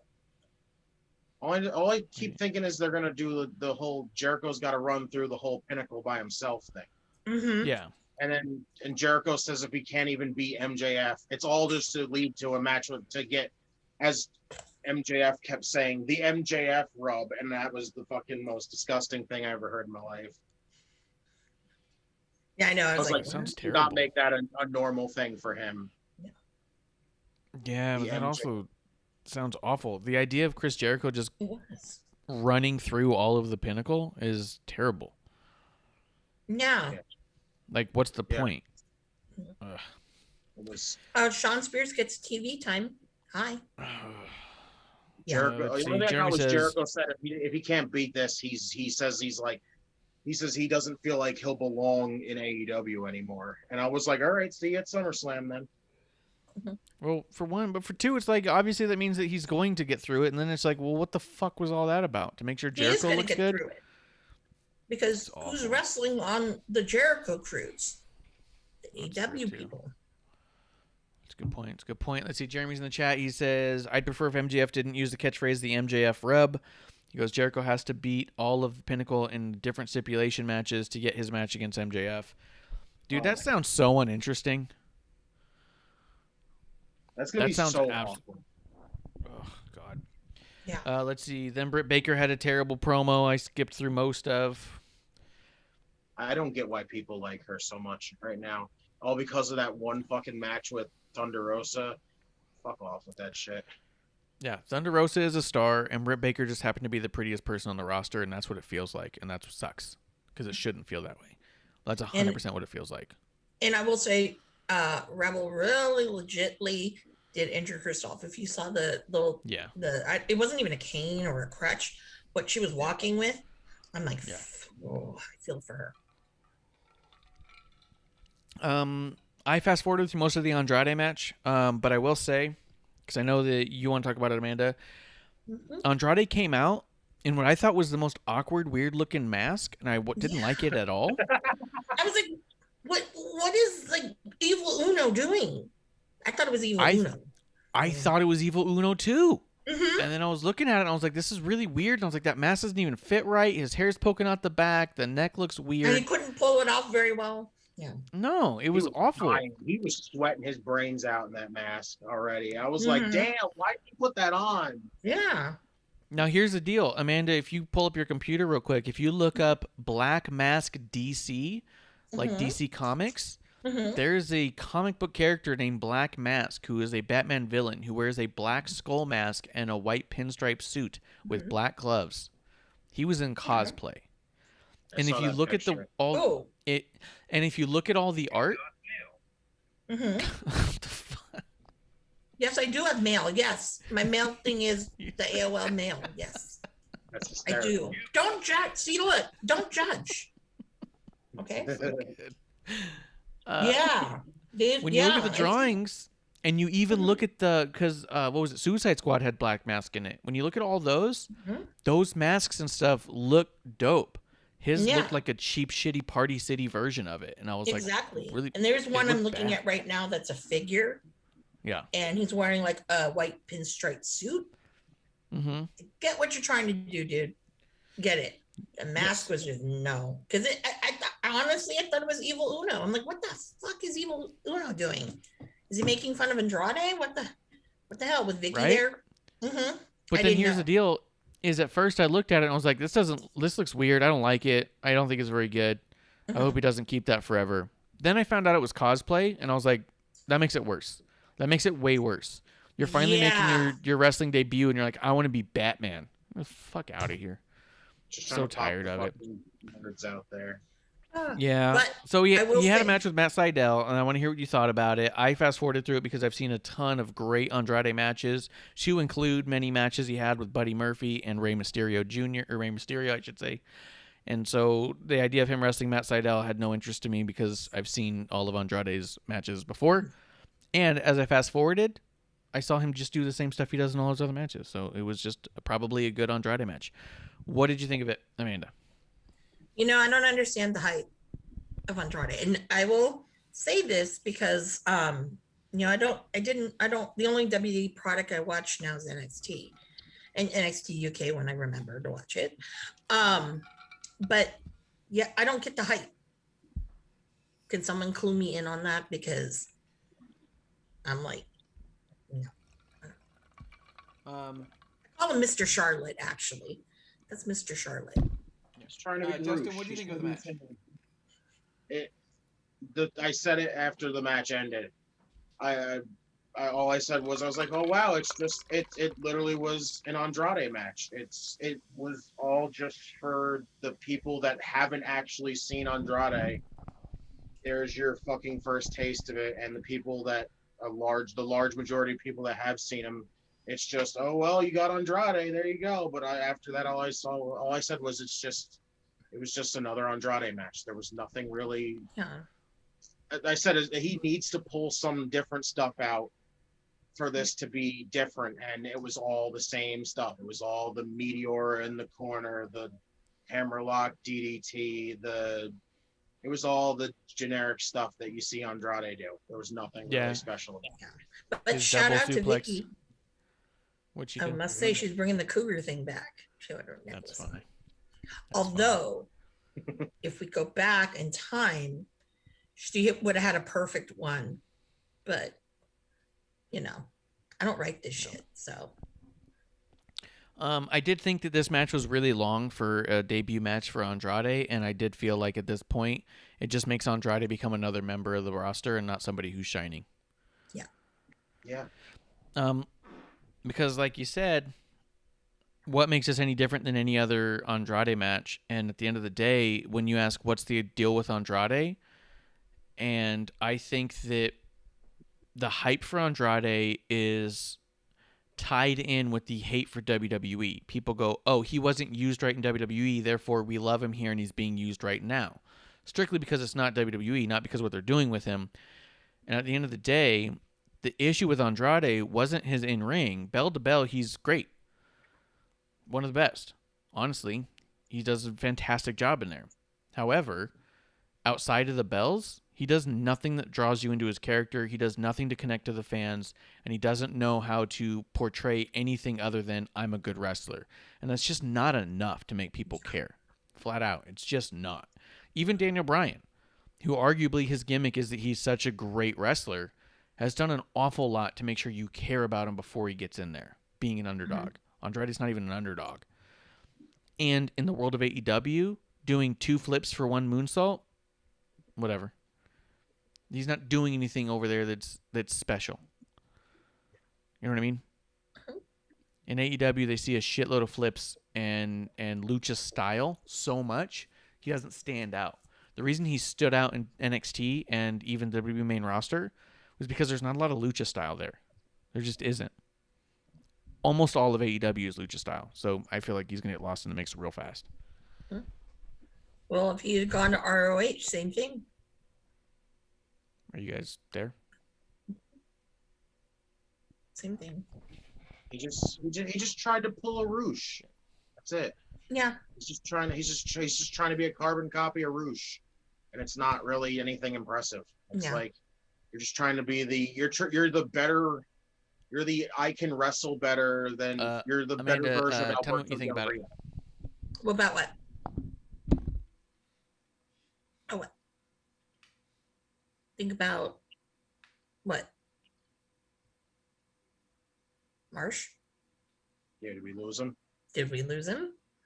Did I Uh-oh. kill the Episode 1? My goodness. I think, well, episode 1, you know, I don't know. Oh, well, yeah, you're right. He is trying to be Roosh. I see that. But I do think that at least with ROH, I know you guys can hear me. Go ahead and now I can hear you. You guys say what you What want to were say you about asking me? Andrade and whatnot, and then go into the Matt Hardy and Christian Cage thing. Okay. Yeah, honestly, again, it's another thing of, again, it's like, why do we have to have these things that we saw on, that people saw on WWE? What the hell, So as a viewer, I'm kind of like, I'm over this shit. I'm over this shit. Over the snow. Sorry, Sting people. Over the snow. Over a lot of the shit. So, for me, it's just kind of one ear out the other. But like with Matt Hardy, I don't know, his character that he has, Money Matt or whatever the hell he is, it's kind of obnoxious. It's basically, I don't like to watch. I hate watching Private Party now. They're part of this. Butcher and the Blade and the Bunny. I'm like, ugh. The bunny kind of still irks me. Yeah. But yeah, I don't care anymore. And I think there are probably people who don't care as well. Yeah. I know that just the idea of Matt Hardy and Christian Cage wasn't something that I was excited about. Real quick in the chat, though, Jeremy does say, of course, AEW has to have another shot at WWE having Britt bring up Saudi Arabia deal and blood money. Yeah, that's when I fast-forwarded. When she brought out that line, I was like, this is stupid cheap pops. This isn't a good promo. It's just shitty. Yeah. And then Jeremy also says, either Andrade botched his finisher or it's a new version, but it was a hammerlock flatliner and it looks awful. There's no point in a hammerlock in a flatliner. Yeah, it looked really stupid. I'll give you that. Justin, go ahead. Yeah, the Matt Hardy Christian stuff, I'm not for. I don't really care. It's nothing really. Matt Hardy bores the fuck out of me right now. This whole, I have multiple gimmicks. Now all of a sudden I'm just going through big money Matt. I don't really fucking care anymore. The whole Butcher and Blade Butcher's been out for God knows how long, and Private Party looks ridiculous with their corporate executive freaking party shit, whatever the hell they're wearing now. They look like morons now. Yeah. Let's see. I don't even know if TH2 is even with him anymore because I think they are. he doesn't ever come Yeah, out they with are. them. They still are, yeah, but he doesn't ever come out with them. So it's No. like they're not even part of it anymore. So like, what the hell? Yeah. And in the chat, real quick, too, to circle back to Micah, he was saying everybody wants FTR in singles matches in relation to the Jericho thing, which, yeah, that makes sense. And then he says, Tom Hanks needs money. Amanda is funny Toy Story 5. What did you say about Toy Story? There is a Toy Story 5, apparently. Coming out. That's funny. Man, they wrecked my emotions.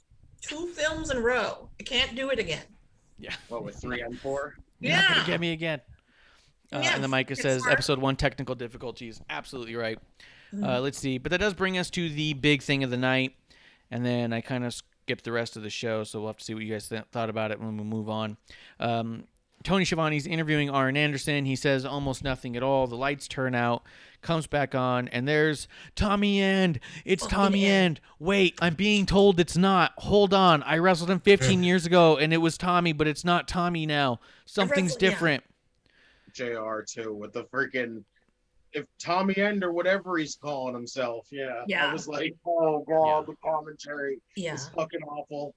Dude, Excalibur didn't know. You know what it sounded like? It sounded like Excalibur was trying to again patronize the crowd and say why he's smarter than everybody, but then also was being told in his ear that no, he's not going by that here. He's Malachi Black. Call him Malachi Black. Because then he was like, no, it's Malachi Black. It's Malachi. I know him. And you're like, shut the fuck up. You don't know him. You know how anybody would have known that? He put a fucking video up on Instagram. That's why. Oh. But the video I saw on Instagram didn't say Malachi. Yes, he did. He had this like almost 5-minute video where Josiah Williams was in there. Yeah, I saw it, and they kept calling him Tom. And they kept calling him Tom over and over again. They kept calling him Tom, but he grabs Josiah at the end and he goes, I'm not Tom. He goes, I'm Malachi. And it was also awkward because the crowd, this is probably one of the loudest times the crowd was. Yes. We're chanting Tommy fucking End. And I'm like, how embarrassing is this? Yeah. This is a shit show now. So, that didn't help matters any. That was funny. But he does roundhouse kick Arn Anderson. Then Cody comes out of nowhere. He gets kicked. And then there's Malachi Black. Not Tommy End. Definitely not Tommy End. Definitely Malachi Black. And he has a bruised eye. Not only is his eye still all like the iris is still damaged, but he has a fresh bruise on his whole cheek. If you remember, he was in a storyline with Rey Mysterio, Seth Rollins, and Buddy Murphy where they ripped out Rey Mysterio's eye, much to the delight of most of the wrestling fan base. And then Buddy Murphy pushes Aleister Black's eyeball into the stairs. Then he comes out with an eye patch for a couple months. Then he shows up on TV with a damaged iris, and now he's back with a fresh bruise. And I was like, oh, he's had this bruise for a year now. That happened July 27th of last year. I'll give you, I like the idea that he's keeping continuity with his character regardless of company. But a year for a bruise is a bit weird. He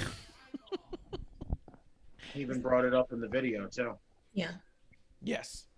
I thought the video was very good, but at the same time, one of the biggest issues AEW has and has always had is they require you watch things outside of their television to understand what's happening on their television.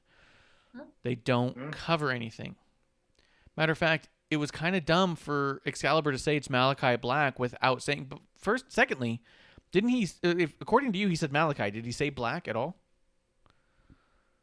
Yes, he did. Okay. If he didn't say, "Oh, I noticed this on Tommy End's Instagram," you know what I mean? Like he didn't bring it into kayfabe. He just said it like he knew it. Mm-hmm. So you can't just say, "Hey, Instagram is kayfabe now," without fucking introducing it. So it was just, I don't think they did a good job of that. But at the end of the day, what I will say is I'm very excited Aleister Black is back at work. I'm excited he signed with AEW because I think that that's actually a place he could potentially shine as long as he keeps himself away from the elite. I do think when Cody Rhodes avenges America and defeats Malachi, it'll be fantastic and an amazing win for America. But I didn't think it was done perfectly. But it's cool. It's nice that he's there. Amanda, what do you think of all of it? Well, I screamed because I love fucking Tommy and Malachi Black, whatever you want to call him. Definitely Malachi. Yeah. JR is an idiot. It's Malachi. That's what Excalibur sounded like. Oh, well.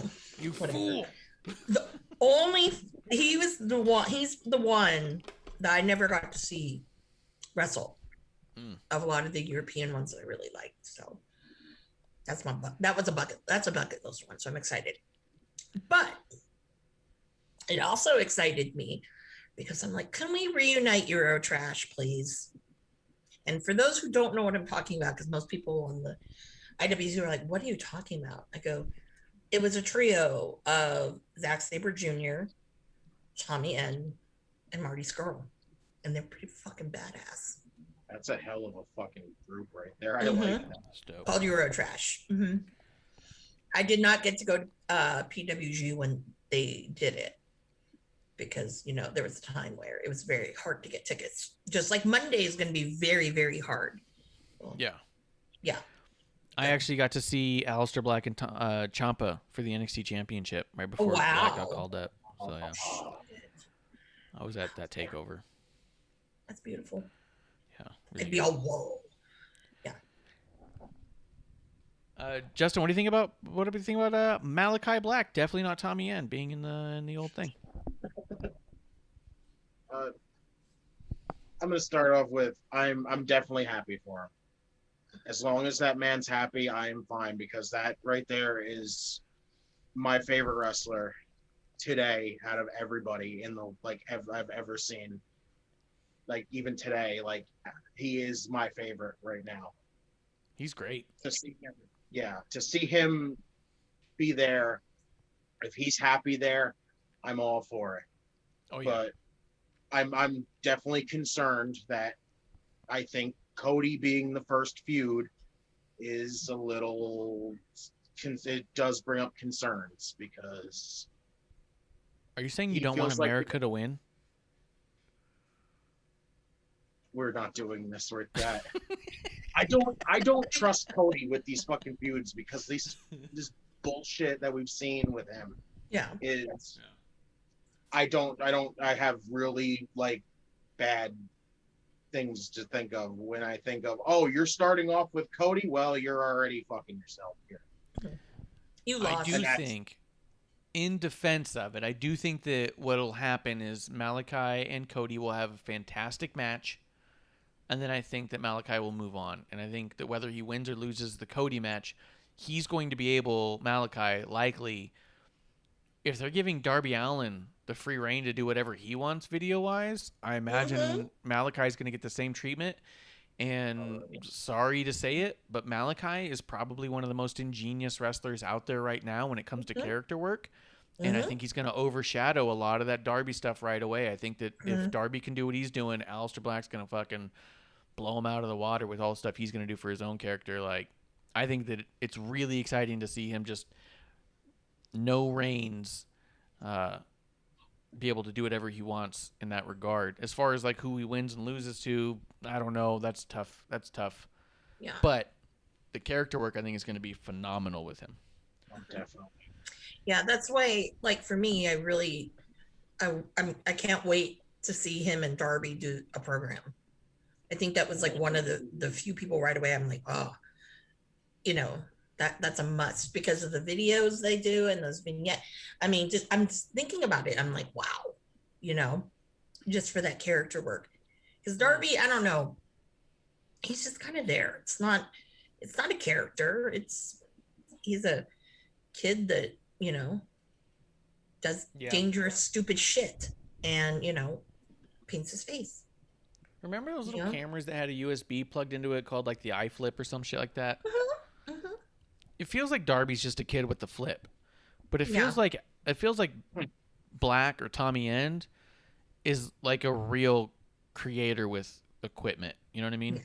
And the idea that he got Josiah Williams in there, I thought was so dope, and I'm excited to see if he gets tagged along with any of this stuff. I think it's awesome. Splinter Fox coming through. Cheers to Splinter Fox. Let's see. Jeremy does say AEW is the worst of debuts. Excalibur just screams out their new name, expecting the viewers to just know who the hell he's talking about. They do good with the excitement. They do bad with explaining why you should also be excited if you're unaware. You know what I mean? Why should I be excited? Clearly you're excited, but, you know, why should I be? And how did you know his name was Malachi? Because that was really weird, because you definitely said you wrestled him, and that wasn't his name. So how did you find out it wasn't his name? It's just a little weird. A little clunky there. But, yeah, I think the idea of Black just going hog wild over there Could be very exciting. I'll say That's this. why Go I'd ahead. like to see Marty come back with him. That'd be Holy fun. shit. That'd Those be really two, the creative minds. I mean, there's a lot of really good creative minds over at AEW. Yeah. And yeah, just to think about what could come out of it, you know. Oh yeah. Yeah, it could be great. I do think. Well, for one, I could have done without the bruise, but outside of that, a I lot thought of it was people. makeup. I didn't know it was a real bruise. It is not a real bruise. It is makeup, but it's makeup to Oh. look like a bruise. Oh, Yeah, I didn't Um, get the bruise. Paul. Yeah, Bishop was says in like- their commentary he isn't produced. Yeah, clearly someone was in his ear. Don't call him Tommy N. it's please. probably your buddy Tony. 9 days. Yeah. Yeah. Malachi Black. Malachi Black. It's not Tommy N. Malachi Black. But I did want to see what you guys thought about this, because this was a conversation I saw going along. Everyone was saying, like, oh, WWE's going to regret releasing Aleister Black. WWE's really going to regret this one. And someone saying, this is the same as when Eric Bischoff fired Stone Cold. I'm going to be honest with you. As much as I like Malachi or Tommy End, we're not in the same atmosphere that WCW and WWF were at that time. There's not the growth there for that. And WWE's so many steps ahead. I think that there's a big possibility that WWE doesn't give a shit. And I don't mean that in a negative way. I mean that in the they don't want AEW to fail way. This weird war that the fan base has pitted WWE against AEW in saying that only one shall survive. Like this is Highlander. I don't think that exists at all. Matter of fact, I even think, so the reason that Tommy End could show up was because apparently when he was in NXT, the NXT standard contract says after 30 days there's a non-compete that's, you're allowed to go wherever you want. When you go to the main roster, typically that changes into a 90-day non-compete after you get released. Mm-hmm. Or the end of your contract or whatever. And even then, all that stuff, we've talked about it before. I don't understand contracts. There's so much mess there. If you play out your whole contract and just don't re-sign, and there is no non-compete. If you get released, there's people who get released without a non-compete, people who get released with a non-compete. Mm-hmm. Ultimately, with Aleister Black, when he was in NXT, he had a 30-day non-compete. When he went to main roster, it remained a 30-day non-compete, not a 90-day. So boom, everyone's surprised he shows up. No one knows because they thought he was on a 90-day non-compete. Nobody looked into it. Why would they? No reason to. Yeah. Isn't it possible that by the time WWE realized that, they thought, we'll leave it. He gets a lucky one. If he wants to start working within 30 days, he can. Is it possible that it wasn't this huge, massive thing where Vince is yelling at someone and firing people? Is it possible he just goes, oh yeah, I guess he can go work at that other place if he wants to?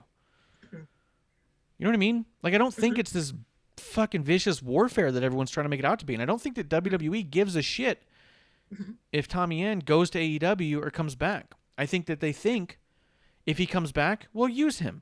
If he doesn't come back, he'll be happy somewhere else. Like, they clearly want AEW to survive.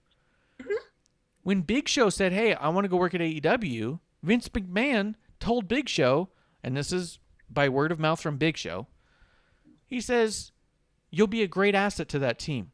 You'll really be able to help them a lot. He didn't say, please don't go. Let me pay you 10 times as much. He said, yeah, go help them. Yeah. They could use a guy like you. I don't think that there's this fucking weird battle going on. I think this is good news for everyone. Black is able to do exactly what he wants to do. That's good news for Black. That's good news for us. It's good news for AEW. And I don't think that WWE thinks, oh no, how could this happen? They go, oh, I guess he's there now. Moving on. You know what I mean? Yeah. But I mean, were they really using him? I mean, I know that they were bringing him back and there was a storyline and then he was let go. He was released. But I mean, honestly, it's like, well, what were you doing? So yes and no. There was a lot of start and stop with him. There was a lot of off TV, on TV. But at the moment he is released, this is what makes his release so weird. He literally on a Friday SmackDown made a big return with fog everywhere. Oh yeah, that's Fucking right. roundhouse kicks Big E in the face, cost him the Intercontinental title, stares down Big E like, I'm a fuck with you. Goes to black. Then Saturday morning, he's fired. Or was it Monday? Monday morning, he's fired. Oh, And Aleister Black goes to his Switch and goes, I have a match booked for Friday. Like, I'm supposed to be in a match on Friday with Big E. guess not. No, yeah, I guess not. But it's one of those things where it's all like, clearly, whoever is in charge of creative and the storylines is not the same person who's in charge with the releases.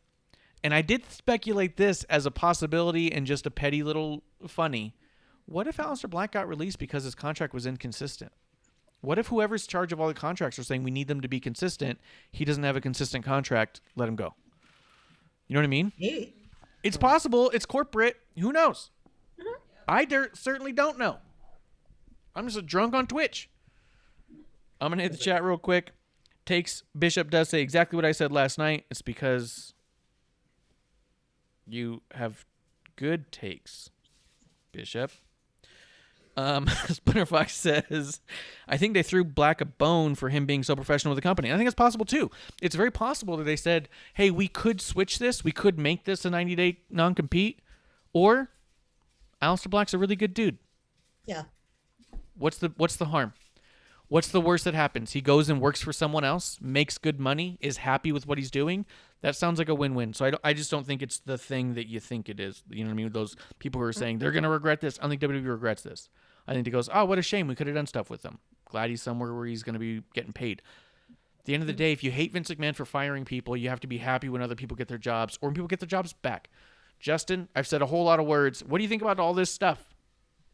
No, I think the whole that this isn't like WWE and WCW back in the day where it was, oh, we're trying to scoop up talent and we're going to make sure that these people stay or not. Like, this is the whole, it feels like it's come down to if people want to go and you think that they're going to go like succeed somewhere else, then let them go. Like, this isn't about a fucking war anymore. Like,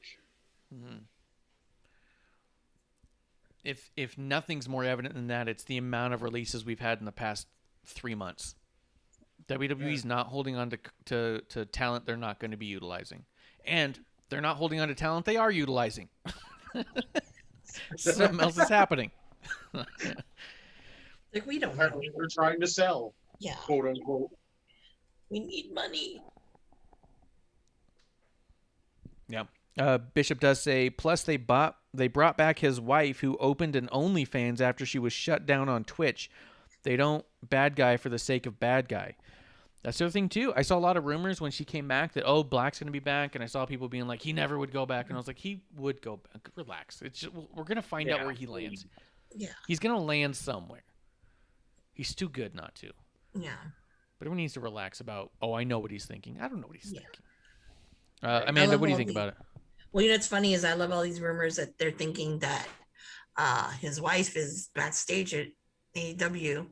Maybe. And yeah, there were quite a few people on Twitter like, oh, she filmed this little thing on Instagram, and she's probably backstage. That's probably backstage at AEW. Get over it, people. Come on. Yeah.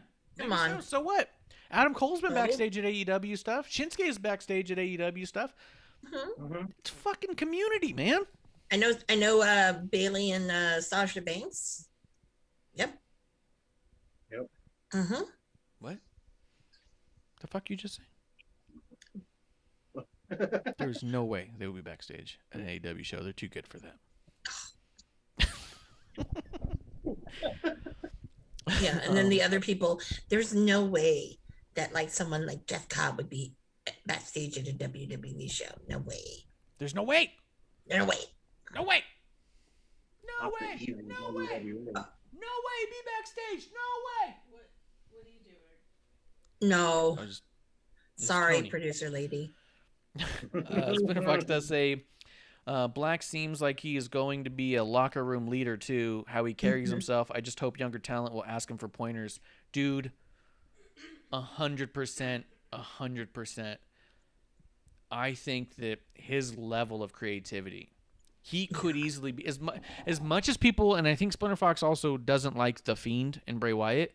I think Aleister Black has a similar creative mind that's that deep with his character work that I think that having Aleister in the back of AEW could help on the levels of having like a Bray Wyatt in your locker room. I think it's so fucking good. So 100%, I hope everyone's twisting his ear. Let's see. Bishop does say, what I know for absolute certainty is that nobody knows shit. That's our thing, man. That's our MO. We don't know shit. Yeah. What are you expecting? I pre-gamed with like 2 lemon drops with lots of vodka in it. What do you expect? That's a good point. Good point. Producer, something she wanted to say? Oh, to your point about there not being a war, actually I saw a What Culture article saying that Killian Dane was talking about how when he was in NXT, they would actually in the back watch AEW, and so he was pretty much according to the article, he was downplaying any Wednesday night war rivalry, saying that I think people would love me to say that it was this rivalry or whatever else, but the truth is, when we're going head to head, if they had a particularly good match, we'd want to watch. We'd watch. You know what I mean? We'd be backstage in the locker room. We'd be like, oh, such and such, let's see that. So, I mean, yeah, there you go. There's talent saying, hey, we're all cool with this. Like, we're all friends here. This is a good thing, guys. Relax with this war thing. Kiro does say, I have to say this about the backstage stuff, and then says nothing. So Splinter Fox then says, Bailey can go wherever she want. She is effing Bailey. I mean, I can't argue that fact. Yeah. Oh, Mika's in the chat, sorry. What's Micah saying? Okay. While we wait on that one, Kiro does say, when did it become a thing to assume people can't go see people and friends they know just to see them? That's a huge thing too, and you hear about it all the time. With like old timers and stuff, or anybody who's in town. If there's a wrestling show and they were a wrestler, they're probably gonna go to the show and just see who's around, who they know. Like, it's a thing. Bishop does say, hey Marsh, what did Bailey say when she was at the door of AEW? Probably bye. What did Mike say in the YouTube chat? Mike said Britt Baker is backstage at NXT sometimes. Who cares about who's backstage? It's backstage. Yeah, I mean, there's the camera guy apparently got in, or the producer or somebody got in a little bit of heat when there was a takeover, and Adam Cole took a massive bump, and it zoomed in on Britt Baker's face, and they cut to it. They cut away pretty quick, and Triple H says, yeah, that was a mistake by the people in the truck, and we've talked to them about that. It wasn't supposed to happen. Like, they acknowledge it, like, yeah, we get it. Like, you guys are married. Why wouldn't you want to go be front row for his big match? Married. They're not married? I don't know the fucking difference. I don't understand contracts, guys. That's not a contract. Marriage is a contract. To the death. Yeah. Okay. Well, for the Mormons, it's death and beyond. So, it's a contract. I don't know. But like Bishop's next week in Austin is going to be interesting. Like who's back there? It's not. That's the point, Amanda. It's not going to be interesting. It doesn't matter who's backstage. It doesn't, but it'll be very interesting. All these shows apparently are supposed to be interesting coming up because everybody had to fucking point out the fact Tony Khan was on Busted Open was like, oh, I got a bunch of surprises that I didn't get to reveal, and I'm like, okay, well, yeah, whip it out, Tony. Marty's girl. Don't say that because you can't tell me that there's not people out there waiting to catch every goddamn drop. Yeah. Oh, I wish that weren't true. It's elite. Kira does say, like, all these people have significant others and people they've known for years and they just want to see. Marriage is definitely a contract. You sign a paper to make it official. See? Told you. Contract. Yeah. Well, the one person I'm thinking really honestly with Austin and him being there would be ACH. He lives in Austin. That'd be interesting. Friends with Ricky. Yeah. Because I think because of what people say about the backstage at AEW, people are like, oh my God, it's like really chill. Everyone's just like happy and friendly and whatever, or maybe, I don't know. They're sipping the Kool-Aid pretty much. Yeah. So I think that, yes, I was very sad and still am sad that he retired. Yeah. But I think if he saw something like this, that maybe, you know, Mm-hmm. it could Producer bring him Tips, back. you want to say, I think? Mike is in the chat saying marriage is the 3-year contract that gets renewed sometimes. And also, Imagine the 90-day non-compete on that one. also Jesus. if Tony whips it out, Dynamite gets 2 million views easy. Oh, that's a good point. It's a good point. Oh my They'll break that God. barrier. Break the walls down. No. WWE reference for an AEW thing. Kiro does say, I actually have something to say about Tony Khan. Apparently he was mad about Britt Baker's Saudi shot at WWE. I hope he was. Wow. Yeah. I hope he was. I hope he was all like, Britt, we would take the same deal.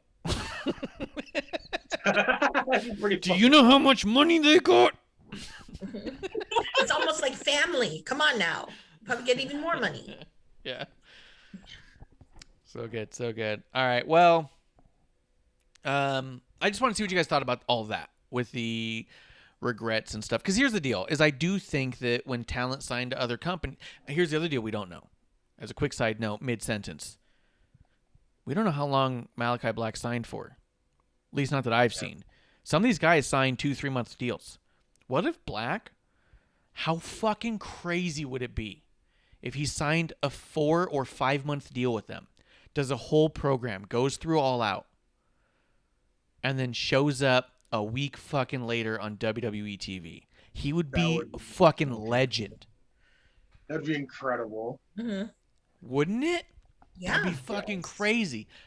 We don't know that it's not possible. We don't know that it is. I don't know.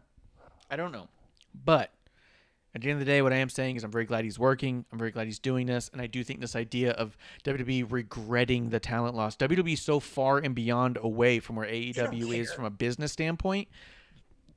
There's probably some people there who was all like, oh, bummer. It would have been nice to have him back. We could have done some stuff with him. Moving on. But they're not going to regret it.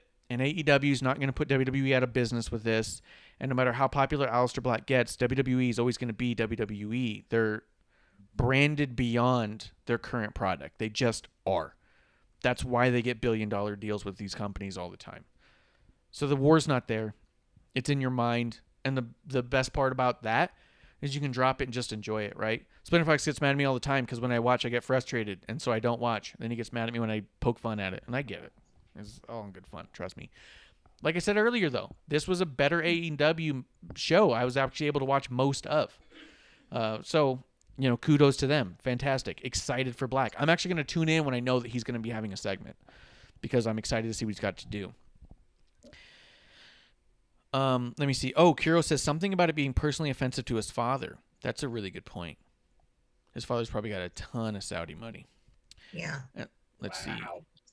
Yeah, that's a great point. Spinner Fox does say Ruby and Sarah would be amazing to see them form a squad somewhere, but I don't know the status of Sarah. Yeah, she just had that baby. Who knows? But I agreed. He goes. He said he has 5 characters in his head: Alistair, Malachi, and others.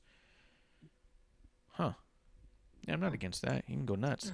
Okay. Spinner Fox does say, I think Black signed a Mox deal where he can work indie shows and NJPW shows. I don't know. I haven't seen the contract. All that to say, whatever you guys want to else say about it, go ahead. I watched none of the rest of the show. So.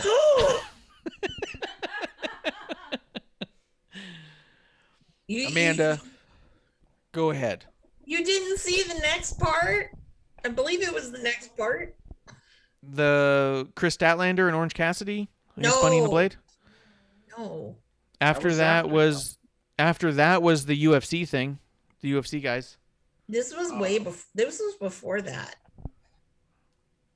What's What that? was next? I forgot. This is what I have is the Chris Statlander, Orange Cassidy, and then UFC, and then the main event. That's all I have written down here. No. Oh, they showed about 30 seconds of a Ricky promo. It was a minute and a half. Yeah. Minute and a half. Yeah. Because it's on their Twitter. Minute and a half. Now, Why I'm gonna does say Brian this. Cage only look good when he's going up against Ricky? Why does he look like a schlub against everyone else? I don't like that. If Brian Cage can schlub it up for Darby Allin, he can schlub it up for Ricky. Go ahead. It's the no selling. Anywho, I will say this. Austin's going to be very interesting because obviously he lives there. Yeah. So that's kind of exciting. But one of the things that really benefits Ricky Starks, and you can kind of hear it, it's going to be on Elevation, the whole thing. Because I was like, don't freaking give me a minute and a half, and that's all I'm going to see. And it was private for only the people, in Miami. Fuck them, no. So apparently it's on. Someone was like, "Cool, calm down. It's on Elevation." Because if you look behind him, at one point they show somebody, and it says Elevation. I want to say it was like Hobbs or someone, but anyways, it was interesting to see how a live crowd would react to him, and he got a lot of boos, a lot of them, and I think that this is just going to only make his stock rise even more. Not saying because he's my friend, but I'm saying because, that just was so powerful to me. Because that I don't know, booty. and the boat, hey. And I must also say that the little flower suit, because me, tiny suits. It was great. And then I noticed he had new Gucci slides that were like velvety looking, but I couldn't tell. But I know they weren't the brown ones that he always loses. So again, please make me a fashion doll Ricky Starks because I want all these little accessories. It's just so cute. Anyways, he had 2 chains on and the whole thing. It was like great. But I'm really interested to see how this is going to play out because honestly, like I don't know, like this has probably been the one faction storyline that is unpredictable and it's not boring. And I'm not saying that, but yeah, it seriously, because you thought everything was cool. And then, when Taz came out and was, yelling at Ricky, and Ricky's like, he's not a team player. I am, la la la, the whole thing. And I was just like, this is going to be really intense. Who's going to win? I really don't know. It could be either one. Know. But I do know whoever loses probably will break off from all of this. So I think if anybody does lose, it should be Cage, because I think he's better off without Team Taz. Yeah. See, I agree that Cage is better off without Team Taz, but I don't know how he leaves without a win. You know what I mean? Like, he's got to walk away from them as opposed to being kicked out from them to look strong when he leaves. You know what I mean? Because if he gets beat and then leaves, he looks weak. Justin, what do you think? It's really tough because Cage to me is treading like Lance Archer territory, and it's really sucks to see him like losing a lot, because even Archer's been doing the same fucking thing where he just loses a lot. But I'm interested to see like what we're gonna do with this, because I fucking big fan of Ricky Starks. Yeah. Cage is amazing. I am still looking forward to see what's gonna happen with this. The weird thing to me about Cage is as much as I think he's good and so talented, I feel like Lucha Underground was the only place he was ever booked great. Like, I feel like every other company he's been to, even Impact, I didn't feel like he was booked great. Like, it just is so weird to me because he's so good. But he's just, I guess it's because he's just shit on the mic. What do you do with a guy who's not good on the mic? Yeah, but with Lucha Underground, though, all those stories were written and so well that it's hard to say like there wasn't anything, because I can't tell you anything that I thought was bad about Lucha Underground. Hell, they gave him a gauntlet. He punched a fucking cop's head off. Yeah, come on. So I feel good. I feel like John Morrison was great. Johnny Mundo was great. Yeah, And I mean, everything worked. So yeah. But we'll In the see. chat, real quick, Splinter Fox does say he doesn't know why AEW is a thing here. Real talk. That's because Amanda loves it, and we got Justin here. He loved it this week. I even said it was good this week. I just don't watch it. That's why I let Amanda talk about it. Splinter Fox does say this storyline is boring. This is the Rock Nation of Domination. The only thing good about this is Hook will be wrestling soon. I don't know if Hook's good yet. He might be. He should Bishop be. does say, wouldn't this Ricky guy's character fit perfect in what's going on in NXT right now? I think that's true, actually. I think he could be in the North American title. Yep. In no time. But not going there. Tell him to leave. Tell him to go there. His buddy Eli's over there. L.A. Knight. Yeah. Yeah. Just implant that in his head, Amanda. Come on. Yeah. So No, because he was offended. I know he was him. really offended that once he did that match with Cody and he got signed, they were like, "Oh, hey," and they tried to drop money on him. He's like, "No, you guys didn't fucking care when back then." Yeah. I wanted him to beat Cody so bad that night. He needed to. So bad. He needed to. Yeah. He needed to. Now he's just dude who gets beat up all the time. Well, no, because I think he's like taking his bumps, and now it's like the tide has to turn. And I think that this in its weird way, if he wins that title, maybe Cage sticks around and Ricky's going to get really obnoxious and then just leave with it. Or he just leaves with it now, that belt. Like, Could I'll be, see CM Punk. Bye. Spinner Fox does say, was any of them writers from Lucha Underground get any jobs elsewhere? To be honest, I haven't heard anybody from Lucha Underground getting jobs anywhere. No. Even the announcer guy. I thought a bunch of them got signed by WWE at one point. Oh, that's cool. See, Vince McMahon, job creator. And Bishop says, why sign and wrestle when you can sign and never wrestle? That sounds good. Good deal. It's very true. Anything else in AEW that happened you guys want to talk about before we move on to NXT Great American Bash? No. But you have to watch next week. Because not because of that match, but I also have a feeling we're going to have some weird Malachi Black shit. Yeah. And I'm all going for to happen it. for sure. Mike is in the chat saying, but Cody is America, and America never loses, even to absolute perfect ass Ricky. That's a good point. Absolute perfect booty. He's got that biscuit butt. I will say. Yeah, his finger better have a booty too. I can't wait for Cody Rhodes to pin Malachi Black and just put that Norwegian flag over him and say, "For America." I thought he was from somewhere else, not Norway. Okay, so here's the deal. Cody doesn't know the difference. Totally different, man. All Cody knows is America über alles.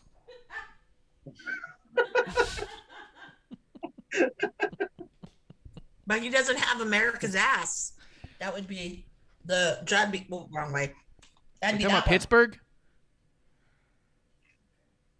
Or is that a Jersey? Oh, that's a Delaware reference. America's ass. Oh, Jesus. No, America's ass is Captain America. Delaware. Oh, I thought you were talking about Delaware. No. When I think of America butthole, I'm thinking Delaware. Yeah, butthole or Delaware. Yeah, I mean, America's ass. Spinner Fox does say Great American. Justin, was there anything you want to talk about in the show? I know that the main event was Young Bucks and Eddie and Penta. Young Bucks buried Eddie and Penta. I know that they missed the shot of the thumbtacks in Eddie's mouth as they kicked the shit out of him and made him look even more foolish than before. Oh, God. That's all I know about it. I saw the shot and it made me laugh. Eddie Kingston is the Brooklyn Brawler of AEW. Justin, what do you think? Yeah, there wasn't really much else to big about the show. The Bucks, I'm just over the Bucks. They're shit. Okay. They're, like you say, they're a fucking joke to pro wrestling, and they are a fucking joke. All right. No, I didn't watch them. It wasn't. Go ahead. It wasn't Justin. worth watching. That's all I can say. Okay, cool. Yeah, I heard production was a bit weird on the camera angles of it, but what did Micah say in the chat over there, producer? He was saying that Marsh isn't racist. He's saying Cody is. It's satire, people. That's right. It's not me. It's Cody. I would never. Let's go talk about NXT though. Speaking of great American, NXT. I am a real American. Fight for Again, American America. That was Going to awful. Orlando in November, and I want to go to NXT. I thought he was gonna start NXT, quoting it. NXT, NXT. I So thought he was Here's gonna the start deal. doing the how do I go? How do I go? Yeah, freedom costs a $1.05.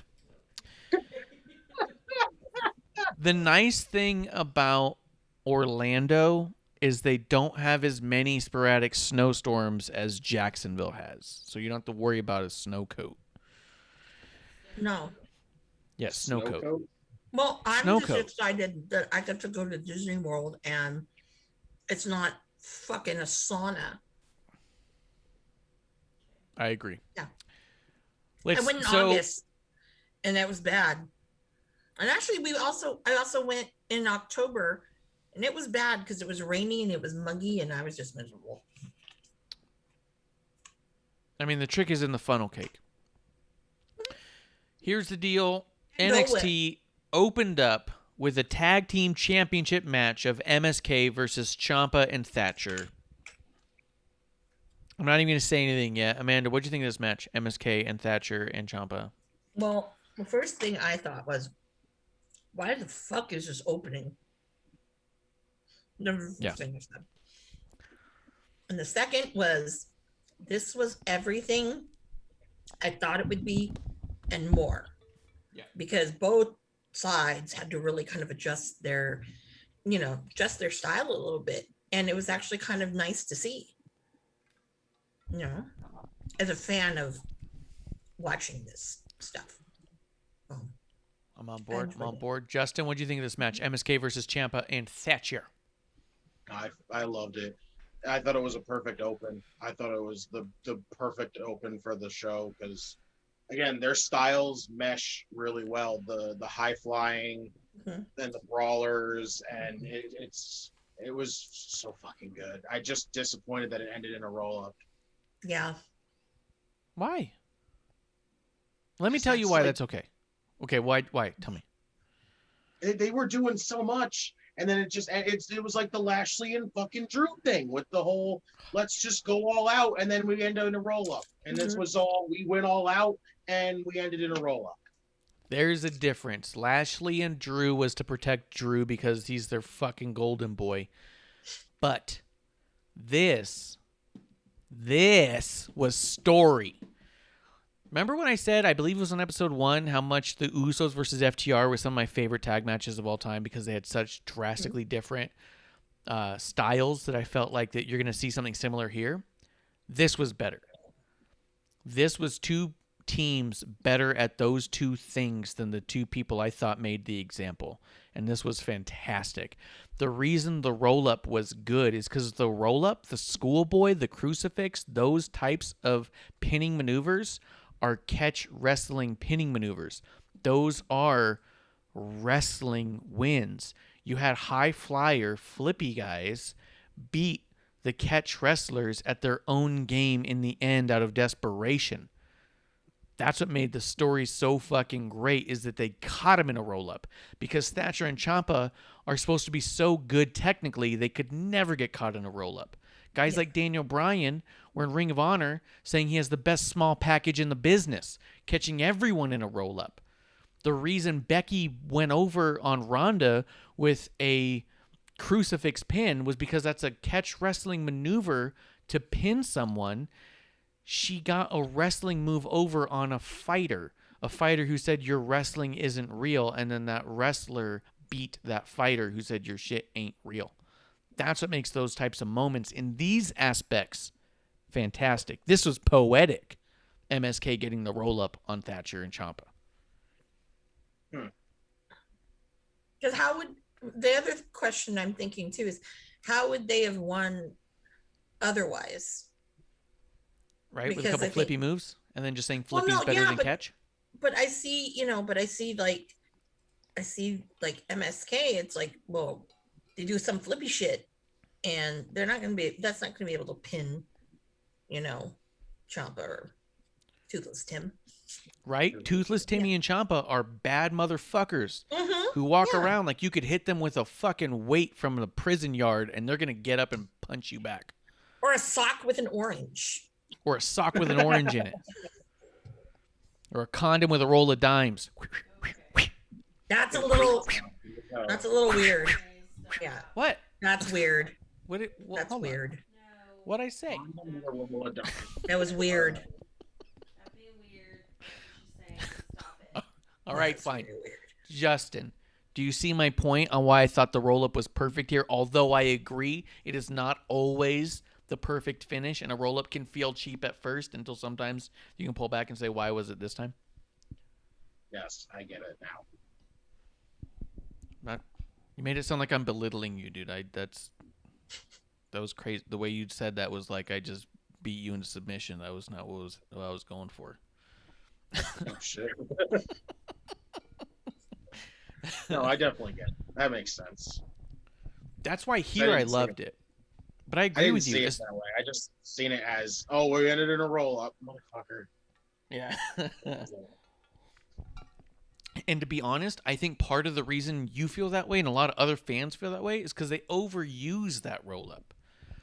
I mean, we have the 24/7 title where it just makes it look like this thing that you can just do to beat everybody all the time. Yeah. They use it in moves like with Lashley and Drew, where there's no business protecting Drew that way when you could just knock a motherfucker out. You got two big bad dudes who are just here to clobber each other. It's clobbering time. Let a dude take a clobbering as opposed to trying to protect someone with a roll up. So I agree with the idea that at first glance you see it and you go, what the fuck was that? But for me, I just watching it for what it was. I've got flippy motherfuckers, guys with springs for knees, versus guys who are going to tie you into a pretzel. And those pretzel twisters got caught up in the small package of a flipper. Okay. What? What are you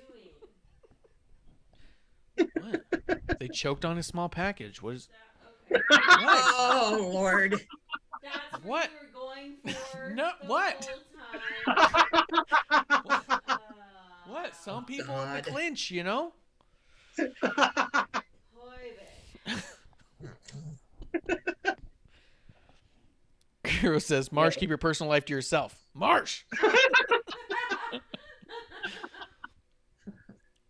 Just saying, this was poetic. Amanda, what do you think about all that? Well, yeah. See, it.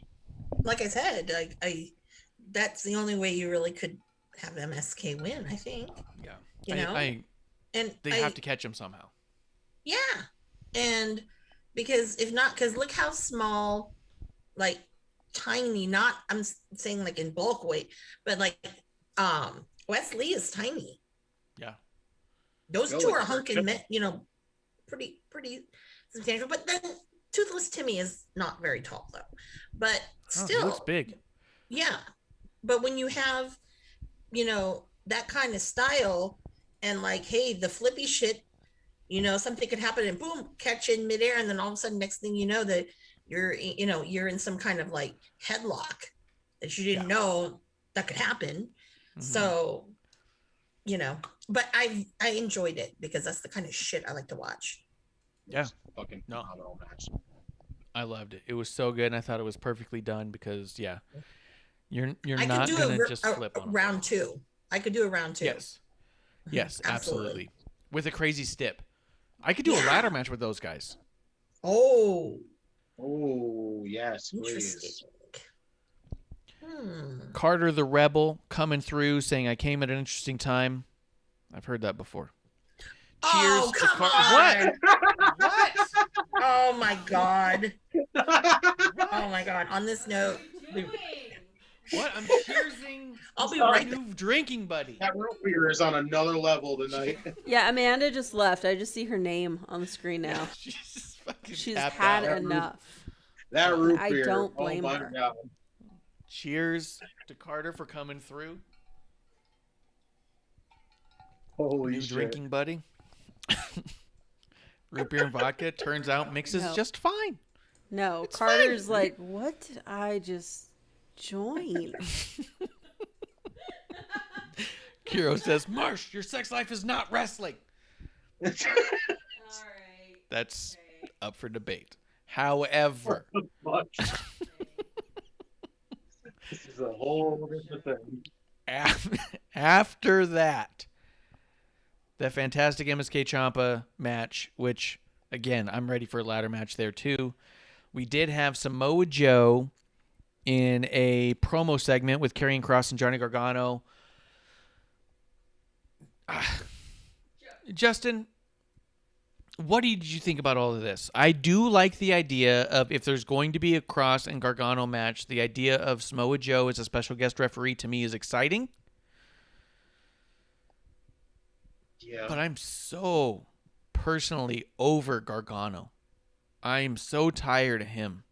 And I'm so disinterested in every time he talks.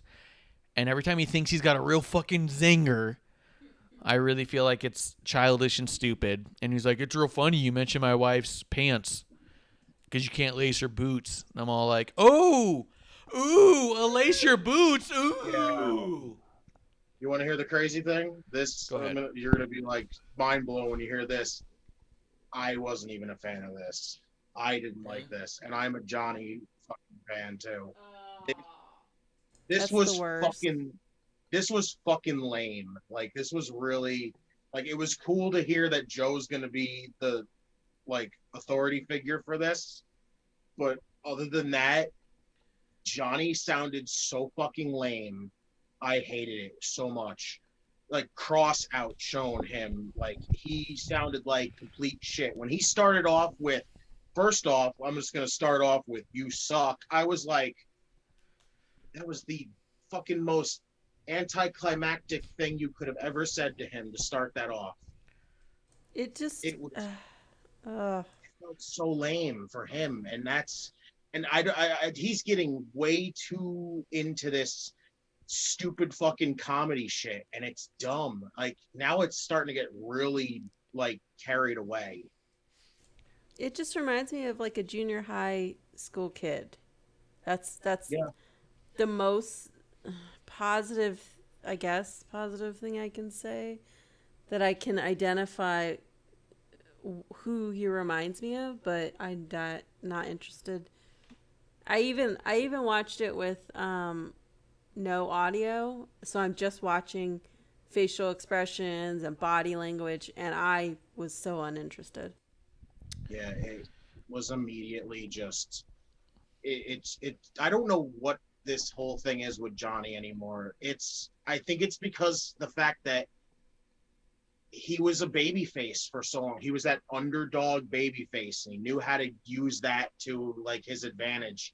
And I don't feel like he ever has been heel. So he thinks that him being heel, he has to be the comedic heel. And it's like, no, that's not it. Like, it's not working. Yeah, there's a difference between obnoxious and bad comedy.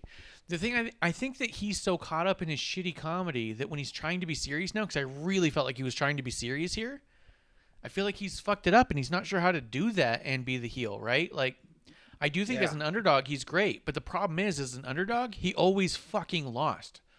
He lost all the important matches. And then once he got out from being the underdog to Ciampa, he just became dominant Brock Lesnar of NXT without having any of the credentials of Brock Lesnar. So it just became this weird, goofy thing that I'm just not a part of. The idea that after you... What? The idea that you're a big Johnny fan and even this is coming off lame to you, I think speaks volumes to kind of what they're doing with him. And I'd also agree. Karrion Kross sounded like a badass, and Gargano sounded like a fucking child. Yeah. My concern here is that using Joe as the guest referee is going to be a mechanism to get the title off of Kross and onto Gargano. Mm-hmm. Because as a babyface underdog, I was so behind Gargano all the way. I'll tell you the moment I just said, fuck Gargano. It was the moment in the Chicago street fight at NXT TakeOver Chicago in Chicago.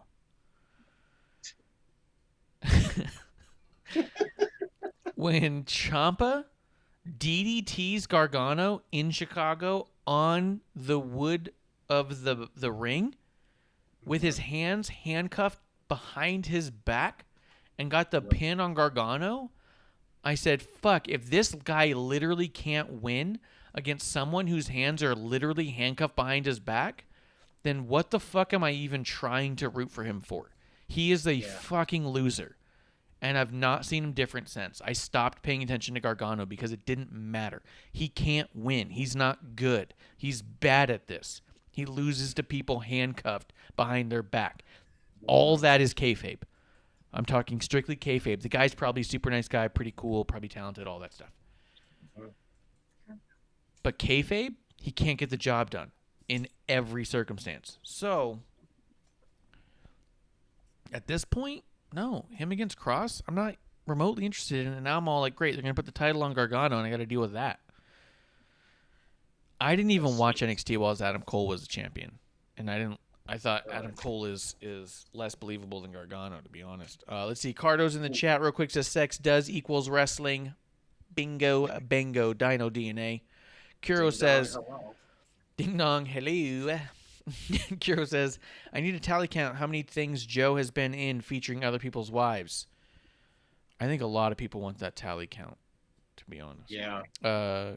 Kuro says, actually, Johnny shows up at a show instead of Brock, to be honest. Here's the thing that people don't realize about Brock Lesnar. Although he wasn't on Raw a lot, he was at almost every Raw taping. I went to see Raw live. He was the post show after they went off the air. He came out and had a match. Brock shows up for the fans, not on TV, which I think is even more spectacular because I think it feeds in more to the story that he's refusing to go. But he's fucking there, and he's fucking wrestling. He was dope. He wrestled the Big Show when I was there. Shit. But I like what you're saying. Justin, I said a lot of things. Anything you want to say? No, like, this Joe being here it just feels like they don't believe that Johnny at this stage right now is believable to take the title off of Cross. So with Joe in this picture right now, this is their way of getting it off of him. I'm upset by that, but I do like the idea of Joe versus Cross in a way. Amanda, what do you think about all this now that you're back? I hope that we get, if Gargano does get the belt, I really hope that we get Joe. Huh? Who unzipped what? Oh, that was my little wallet. Sorry. I bet. I was looking for something in my wallet. Anyways. Yeah, I bet. Go ahead. Ew. Okay. What? Anyways. What? You started it all, Marsh. I'm blaming you. Blame it on Anyways, the root bear. Sorry, go ahead. We better get Joe versus Cross out of this. Joe is so fucking awesome. I know. That's why I want to see this. They're two fucking awesome people. I get chills with Joe all the time. Dude is so fucking legit. I saw him in the house show against AJ Styles. It was amazing. Mhm. Trying to remember I definitely met AJ. I feel like I met Joe. I followed Joe since his TNA days, and my fucking God. Amazing. He's so fucking good. And I've said before Samoa Joe might be the Paul Heyman of our generation. Or of this generation, or the next wave, or whatever. I don't know. He also might be the Terry Funk. You know, because Terry Funk's quoted for saying, I can't make them think this is real, but I damn sure can make them think I am. It's a pretty fucking awesome quote there. Yeah. And that's Joe. especially at an NXT show where you have Adam Cole winning against people and he's got all of 5 pounds worth of weight looking muscles. The dude looks more aerobics than anything. All of his moves take someone else's help. The Panama Sunrise, Canadian Destroyer, he needs someone else to flip him most of the way. In a world where you can't even sort of believe that this is real, a guy like Joe will sure as fuck make you think he is. I just don't like Adam Cole. After that zipper sound, Micah said, "Give Amanda a break. We were just talking about Ricky and his booty." That's a good point. That's what made me nervous. Like, we're talking about Ricky, we're talking about booty. I hear a zipper. I'm like, guys. Hey, Oh, you're good. hey now. No. Bishop does say Amanda's little wallet has a zipper. That's interesting. Cheers. Carter to say off topic and when AEW All Out in Chicago this September. That's going to be fun, dude. That's going to be fun. Why is it interesting? My little wallet has a zipper. It's interesting. Yeah, right. What Do the they not hell? have wallets with zippers in Delaware? Like, I don't know what happens in Delaware exactly, but You don't know what a zipper is, apparently. They don't know what a little money purse or little money wallet thingy. yeah, It's a little pouch, okay? And I put all my credit cards in it and money in my business cards. I believe it. Bishop does say he is as captivating as Stone Cold. Everything he does worries me that it will happen. Yeah. And also, I just saw a minute ago or a couple minutes ago, All Out officially sold out. So you got your tickets at a good time. It's officially no seats available. So Oh, they went on sale? yeah, yeah. At some point they did, I guess and I'm they're not going then. I guess All you're right. not going. Carter, slide into Amanda's DMs if you're looking to hawk those tickets. Okay. Here's is that at the Sears Center again, or did they change the name? I don't know. I don't know. Chicago. What do you? I didn't. Pre-sale sold out, so more sales tickets are going to be available. But But yeah, Let's see, nothing so- can beat if it's at Sears Center again, or if they change their name. Yeah, I nothing can top my all-in ticket. Nothing can. That was amazing luck. sure, Yeah. I'm about it. Mhm. Mhm. Bishop says she's going to open that little purse. Carter says fifth row. Stuff's happening, guys. After the Gargano Karrion Kross segment, which made me more than ever believe Karrion Kross needs to win, but Joe's going to do something to fuck that up. We did have, for my money, my $1 million money, what I personally believe to probably be match of the night. That's Yep. not to say I do think that MSK and Thatcher and Ciampa was a fantastic match to its perfection. But to me, this match, LA Knight versus Cameron Grimes for the $1 million championship, I thought was beautiful. No complaints about it whatsoever. Yeah. Yeah. LA Knight. Night. And that's Let not me an talk. insult. That's just a fact of life. Let me talk to you. Not to you. Justin, talk to me. Yeah. They've done this absolutely spot on. This has been incredible. I felt so like emotionally invested in that fucking match. There was just so much going on. It was just, I wanted Grimes to take it, but even when just having LA Knight win it and just to see where it was gonna go with Grimes being the butler, it's still just as intriguing. And it was like I didn't care who won. I just wanted to see where it was gonna go with it.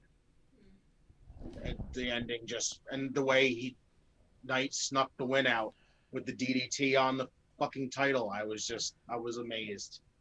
Oh, yeah. The way that he tries to sneak in the title, the ref sees it. He's like, I love how he's trying to sneak it in. And he goes, there's something over there. There's something over there you need to look at. And the ref was all like, what are you fucking holding? He goes, there's something going on over there. And then he sees it. And so fucking funny. And then when he tries to grab it and he drops it out and he's like, fuck. And then he like knocks him with the DDT and then slides it under the ring. When hit him with move Bishop hates so fucking much. Well, never mind. Why? Well, because He hates Bishop's... that fucking snapmare driver. I don't know why. I will say sometimes it comes off clunky, sometimes it doesn't. It's kind of a, whatever happens, happens. Yeah. Let's see. Real quick, though, Kiro does say ads that all pre-sale tickets... Oh, Carter's going to be fifth row. Kiro says all pre-sale tickets for All Out sold out, as did the trio tickets for the other shows being held that week. 9,496 tickets is somehow sold out. Bishop did say this was the cleanest. I will say that they sold out 9,496 tickets in pre-sales over the past week. However, SummerSlam sold out 30,000 tickets within the first 12 hours, so business is booming. But back to the match itself, when LA Knight first showed up into NXT, we were talking about where's he going to fit in here. And I even said, I don't know how he fits in NXT because he's such a classic wrestler. He is a pro wrestler. And a lot of these guys in NXT are heightened indie guys, which is nothing wrong with that. NXT is an indie show. The first time Amanda was on the show, she hadn't watched NXT at all. And I said, having watched NXT and AEW, what do you think of these shows as each other? She goes, I feel like I'm watching big budget indies on both shows. And I was like, fantastic. That's a good place to start, and that's where we're at. Eli Drake, LA Knight, is not a big budget indie guy to me. He's a pro wrestler. So I was concerned, where is he going to fit in here? And the implementation of Ted DiBiase, of the $1 Million title, the matches he's having with Grimes is perfect. And the fact that he's a pro wrestler in NXT and that the fans hate that, because they think they want a pro wrestler and they think he is not that, is hysterical to me, and I fucking love it. LA Knight is my guy. Amanda, what'd you think about anything else you want to say about it? No, this, like, I don't know. Those two are magical together. So good. So, and I mean, hell, I wasn't even expecting, like, how fun these matches have been and how good they were. Yeah. And there, for me, I was like, I don't want Cameron Grimes to be the butler, but now I'm kind of like, oh, this is going to be hilarious. It's going to be so good. This is going to be so good. So that's where I'm like, oh my God, this is great. This is going to be really fucking great. So I don't know. I mean, NXT does, there's moments where, it's big budget indies, but when you get someone like Cameron Grimes and LA Knight together, and that's not big budget indie right there. Yeah. No, that was just like mom and pop, whatever. I'm not saying it's backyard type of match, but it's one of those things. It's very simple, and because it's simple, it works very well. Yeah. That's what I mean. It's classic, and the fight to be a butler is as classic as it gets. That's like 80s shit. You know what I mean? Mm-hmm. Justin, anything else you want to say about this one? No, it was just fucking phenomenal, and I can't wait to see where everything from here on out is going to go with it. It's still got me invested every time. Yep. It's incredible. Oh yeah. Every single vignette these guys have had, every single promo they've had, every single match has been fucking can't miss. And I really feel like it's elevated Cameron Grimes to another level. Eli, LA, is fantastic. And I've thought of him on a high level for a while. And I feel like he's able to highlight that here. But I feel like we're watching Grimes grow. Oh, yeah. We're watching him elevate to another level. And I feel like LA Knight's helping him get there. And I feel like LA's learning a lot, but I feel like we're watching Cameron Grimes become a star through this. Absolutely. He's not just the caveman as he used to be known. The Carolina caveman. Yeah. But you want to talk about really good heels? Again, fucking great. On the mic and everything. There's one that he did with Darby. And if I'm not mistaken, I think it's on YouTube. It was from PWG. And I was just, holy fuck, this is like so great. And I was there. So, but not because I was there, but I was just like, oh fuck, like this is some good shit. Yeah. So. Yeah. Well, I'm excited to see what he does as a butler. After that, we did have Io Shirai and Zoe Stark against Candice LeRae and Indy Hartwell. During this match, Tegan Nox makes a review. The charging battery finally charges up to 100%. We said it here on episode 1. We were hoping it'd be Tegan Nox, and it was. Tegan Nox shows up and costs Candice and Indy the match. New tag team champions, Io and Zoe. I'm going to start with Amanda. What did you think about this match? And the return. You know, didn't we call that Io and Zoe on episode 1 were gonna win this thing? We were I think hoping. we might have. We were hoping. Yeah, we were hoping, but you know, I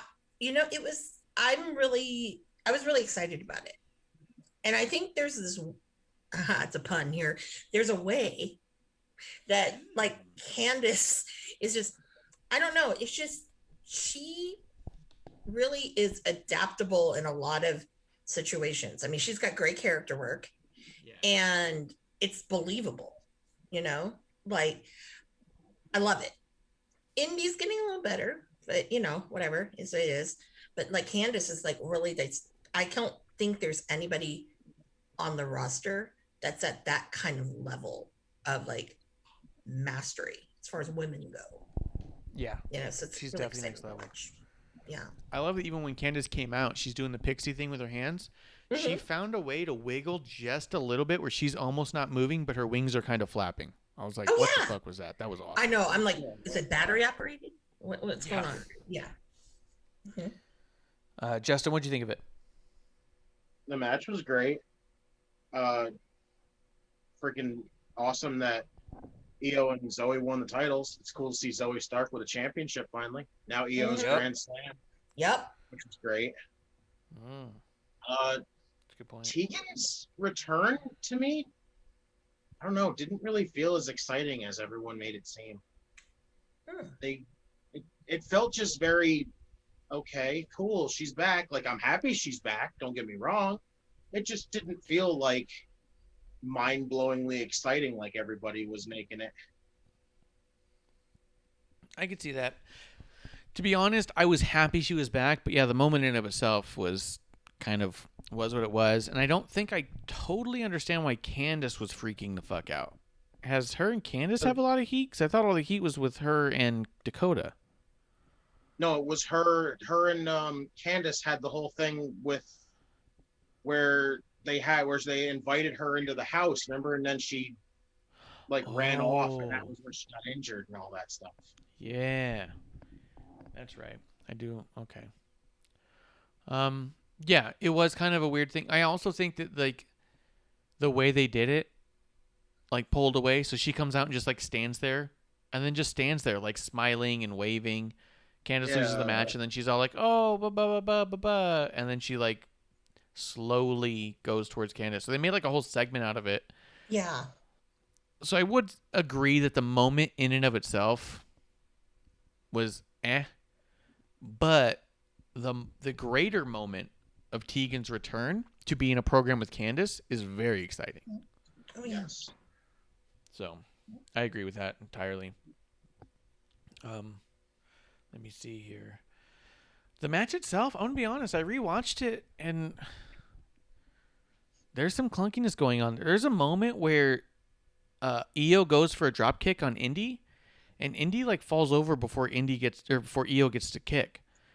And then Io kind of laughs at Indy and does a little stomp at her and kind of is smiling all right, pay attention. You know what I mean? It was a little clunkier than I would have liked, but Io and Zoe as champions is awesome. Tegan being back, Tegan and Candice is dope. I could have done completely without any of the Dexter and Indy stuff, but it was what it was, I guess. Yeah, they've kind of dropped my excitement for it now, and I liked it. I was getting into it, but they've done so much where they've kept it off TV that I've lost it. I don't really. Yeah.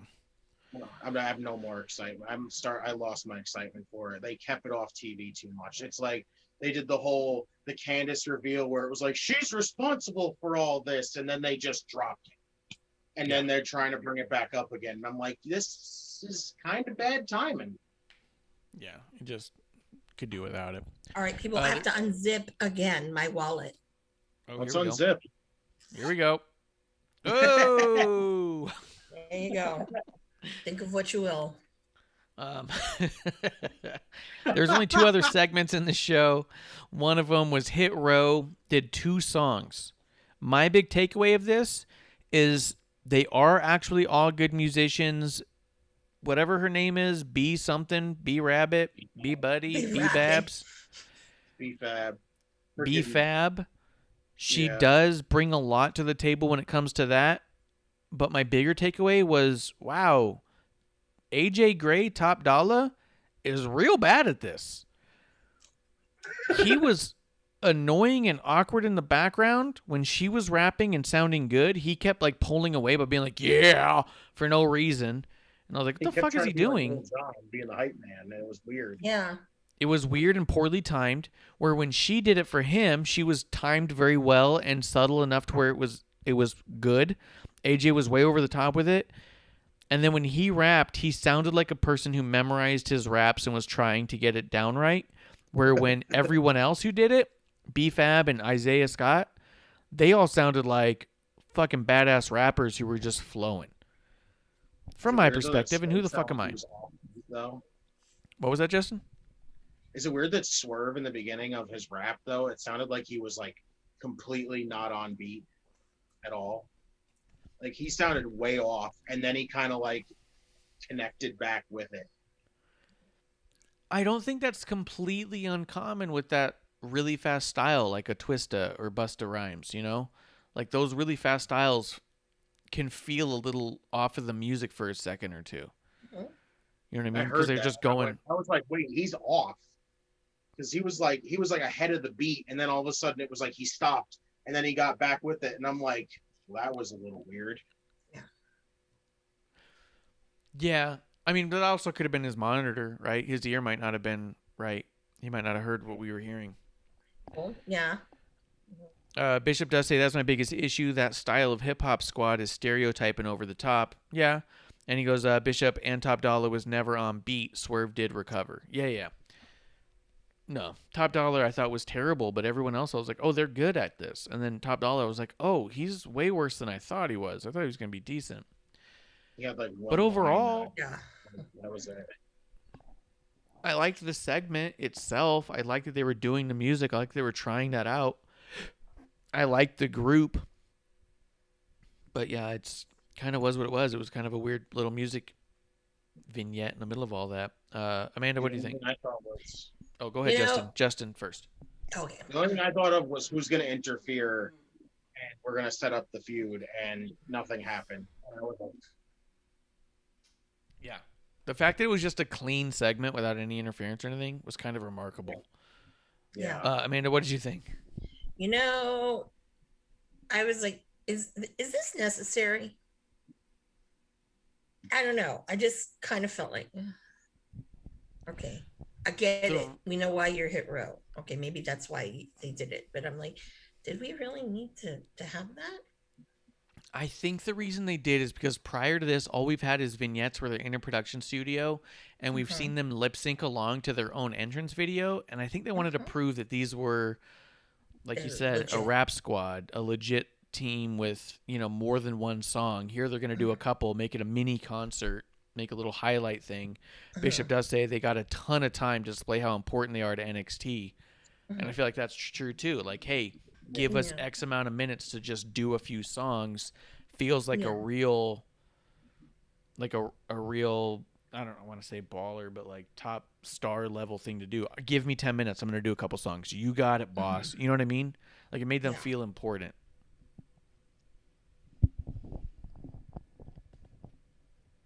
Does that make sense? Yeah. Oh yeah. No, I just was like, I mean, outside of that, yeah, I agree with you. It was kind of like, oh, okay, they rap. They could have done this a couple of other ways. Cool. Yeah. But I like you was like, okay, who's gonna come in and interfere? That's true. Yeah. That was like, there's got to be more than just this. And there just wasn't. Yeah. Yeah. I wonder if that means they're going to do a song later on and get interrupted because we'll go, oh, that's different. I mean, like, I don't know. But Maybe. Please don't turn them into the rap equivalent of fucking Elias. ooh, Or the Acclaimed. that's true. Hey, I like the. I do like the Acclaimed. I'm not Their gonna. raps are actually pretty good too. Yeah. Hero. Kira does Can say we the get a rap segment battle to between him. those two? To Kiro, he said the rap segment to him felt like WWE trying to force a stereotype. I mean, I hear what you're saying. I don't know where I land on that specifically. I do think that it's closer to what Bishop was saying of like it's a stereotype hip hop squad where they have one slow rapper, one fast rapper, one woman rapper, and one DJ. As far as other stereotypes, I feel like that you're kind of maybe not. Harder to say, I think. Yeah. But at the same time, I mean, I guess the controversial thing to say would be, stereotypes come from somewhere. You know what I mean? Living in New York, to me, was the biggest eye-opening of that, where I was kind of like, oh, I think this is where all cartoons are made. You know what I mean? Bishop does say, the big difference is Swerve has an actual rap career. He seems to have the ability to bring this to life in NXT. That's cool. I like that. I like that a lot. I mean, I like the segment overall, but I do agree that there was a point where I was kind of like, I don't know what we're pushing here other than trust us. They are musicians.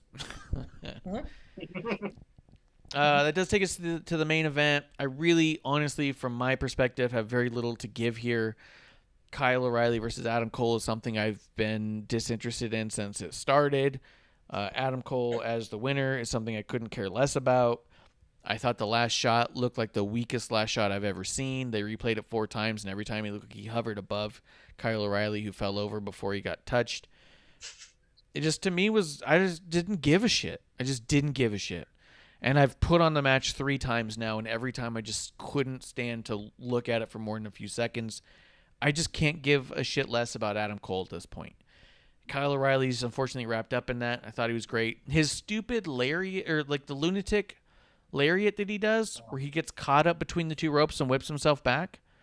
At this point, it looks stupid and looks like you're foolish. It looks like you're the only motherfucker in all of NXT who can't seem to run the ropes. You keep falling between them and catching yourself, which looks like it takes way more effort than actually just hitting the ropes.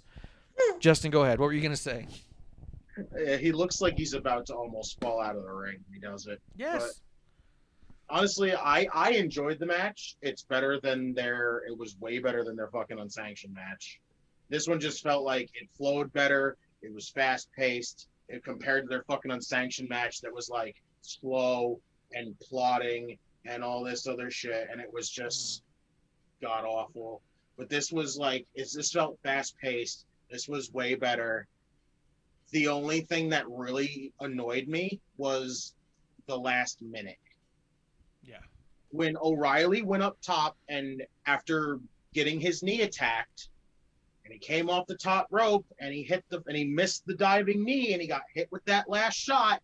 Why was that not the end? There was no point in the whole him kicking out, Cole going to the top to go for the fucking Panama Sunrise again, for O'Reilly to catch him in the midsection and then suddenly sell the knee, because that shit was annoying too, because they did not fucking stay fluid with selling the knee at all. Annoyed the hell out of me. But then all of a sudden, this one kick is enough, but Cole fucking no-sold it too, and got right back up, hit the Panama Sunrise, hit the last shot, and that was it. And that whole last minute there felt pointless. The last shot after the diving knee miss should have been it. Yeah, I can see that. But I enjoyed the match, though. It was better. Again, it was better than their fucking unsanctioned match. Dude, and I'm glad that you liked it. I heard a lot of people say they really enjoyed this match much more than unsanctioned match, and I'm really glad about that. I just can't seem to sit down and watch a full Adam Cole match at this point. I'm just so far past it. It's all the same thing. The fact that every time he hits the last shot and then doesn't understand how people kick out of it, but I've never seen him win with it the first time, is also kind of like, I don't know what you expected here, idiot. Jeremy's in the chat, does say, Kyle O'Reilly doesn't get me invested about him. Cool guy Kyle isn't working for me. I'll be honest. Everything after O'Reilly and Balor, to me, has been a steady decline of my interest. And I was so into Kyle O'Reilly against Finn Balor. I was like, this is the dude now. Amanda, what do you think about all this? Honestly, I had no real interest in it. So I really didn't watch it, to be quite honest, because I'm like, the only thing that could have brought me to maybe watch it is if our friends, the Diamond Mine, came out and Roddy asserted. That'd have been interesting. That would have been interesting. But yeah, I don't like hipster Kyle.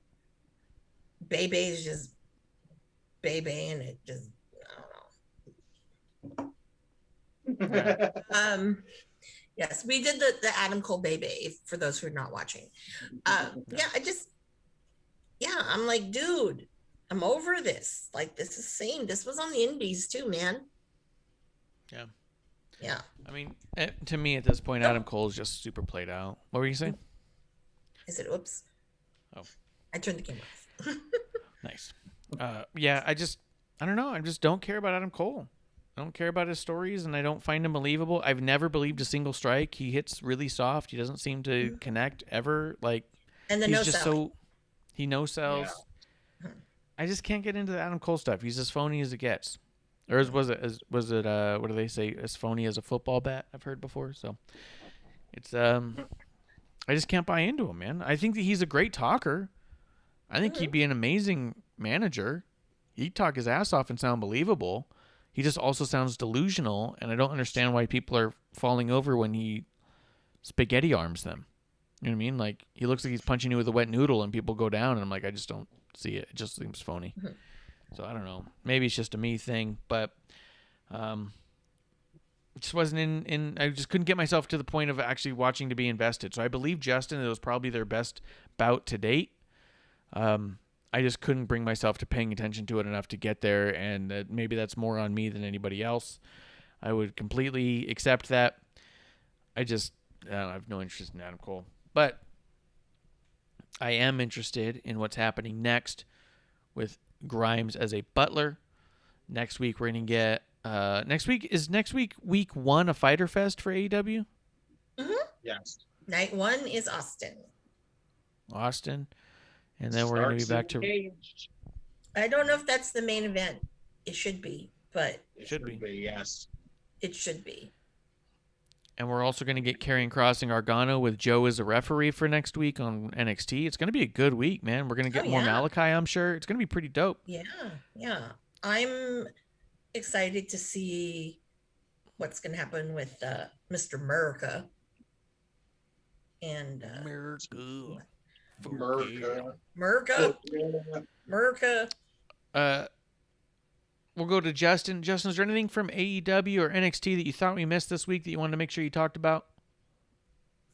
No, not really. I think that these next couple weeks are going to be real. This whole month is loaded.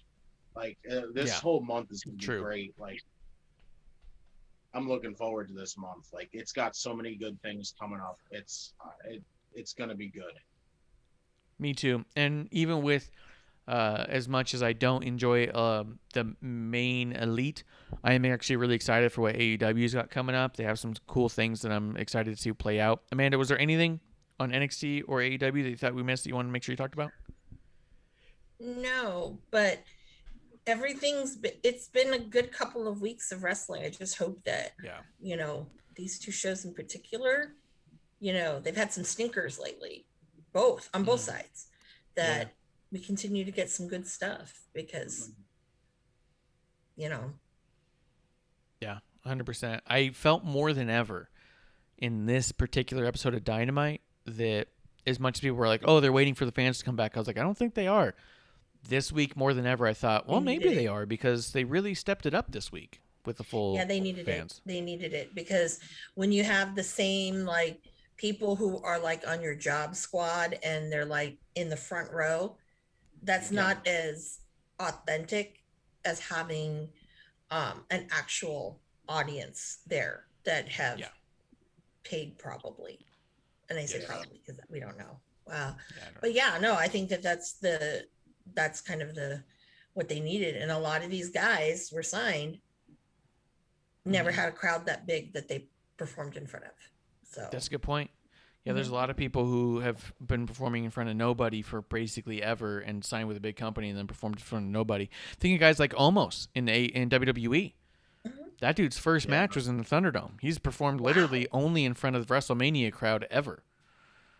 So I think it's going to be really cool for a lot of people. And I think this month, like you guys said, is going to be really exciting. It's going to be really good. I think we have some cool stuff on board. I'm stoked, guys. Are you actually going to are- watch AEW next week? I'm going to see some of it. I'm not going to watch it beginning to end. I'm not a masochist. But I will watch some of it. I'll find out what I watch as it comes around. We'll see what happens.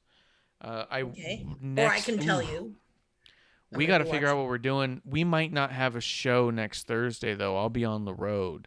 Ooh, So yes. we'll have to see what we do. I'm going to be hitting the road heading towards LA. Maybe we'll see about working something. I don't know. We're going to figure it out. We're going to see what we're doing. But if we miss it, then we'll be back the following Tuesday to talk about it. But, guys, I'm glad you guys came through. Justin, I appreciate you coming through for episode 1. Being on the debut episode is always exciting, I know. You want to tell people where they can find you? Find me on Twitter, JustinTime211. Be floating around. The curator of this side of the IWC, our side of the IWC, the Don of the IWC, JustinTime211 on Twitter. Come join us. It's fun. Yeah, it's fun. Come to the dark side. We got cookies. And not And next slushies. Tony. We got punch and pie. Amanda, tell people where they can find you. Y'all can find me at Ms. Amanda Jane with a Y at Instagram and Twitter. And I see some of y'all are following me on Instagram. Sorry, I haven't posted anything lately. Maybe I'll Post the something. comparison of Ricky and John Cena's butt and ask people to pick A or B, you know? Yeah, but I need a better picture of Ricky because it's kind of flat looking in this one because you see curvature in that. All right. The curvature is an important aspect of it. Emphasis And then on the aspect. The feel is the other part of it. Yes. And have I grabbed Mr. Starks in the booty? I'll have.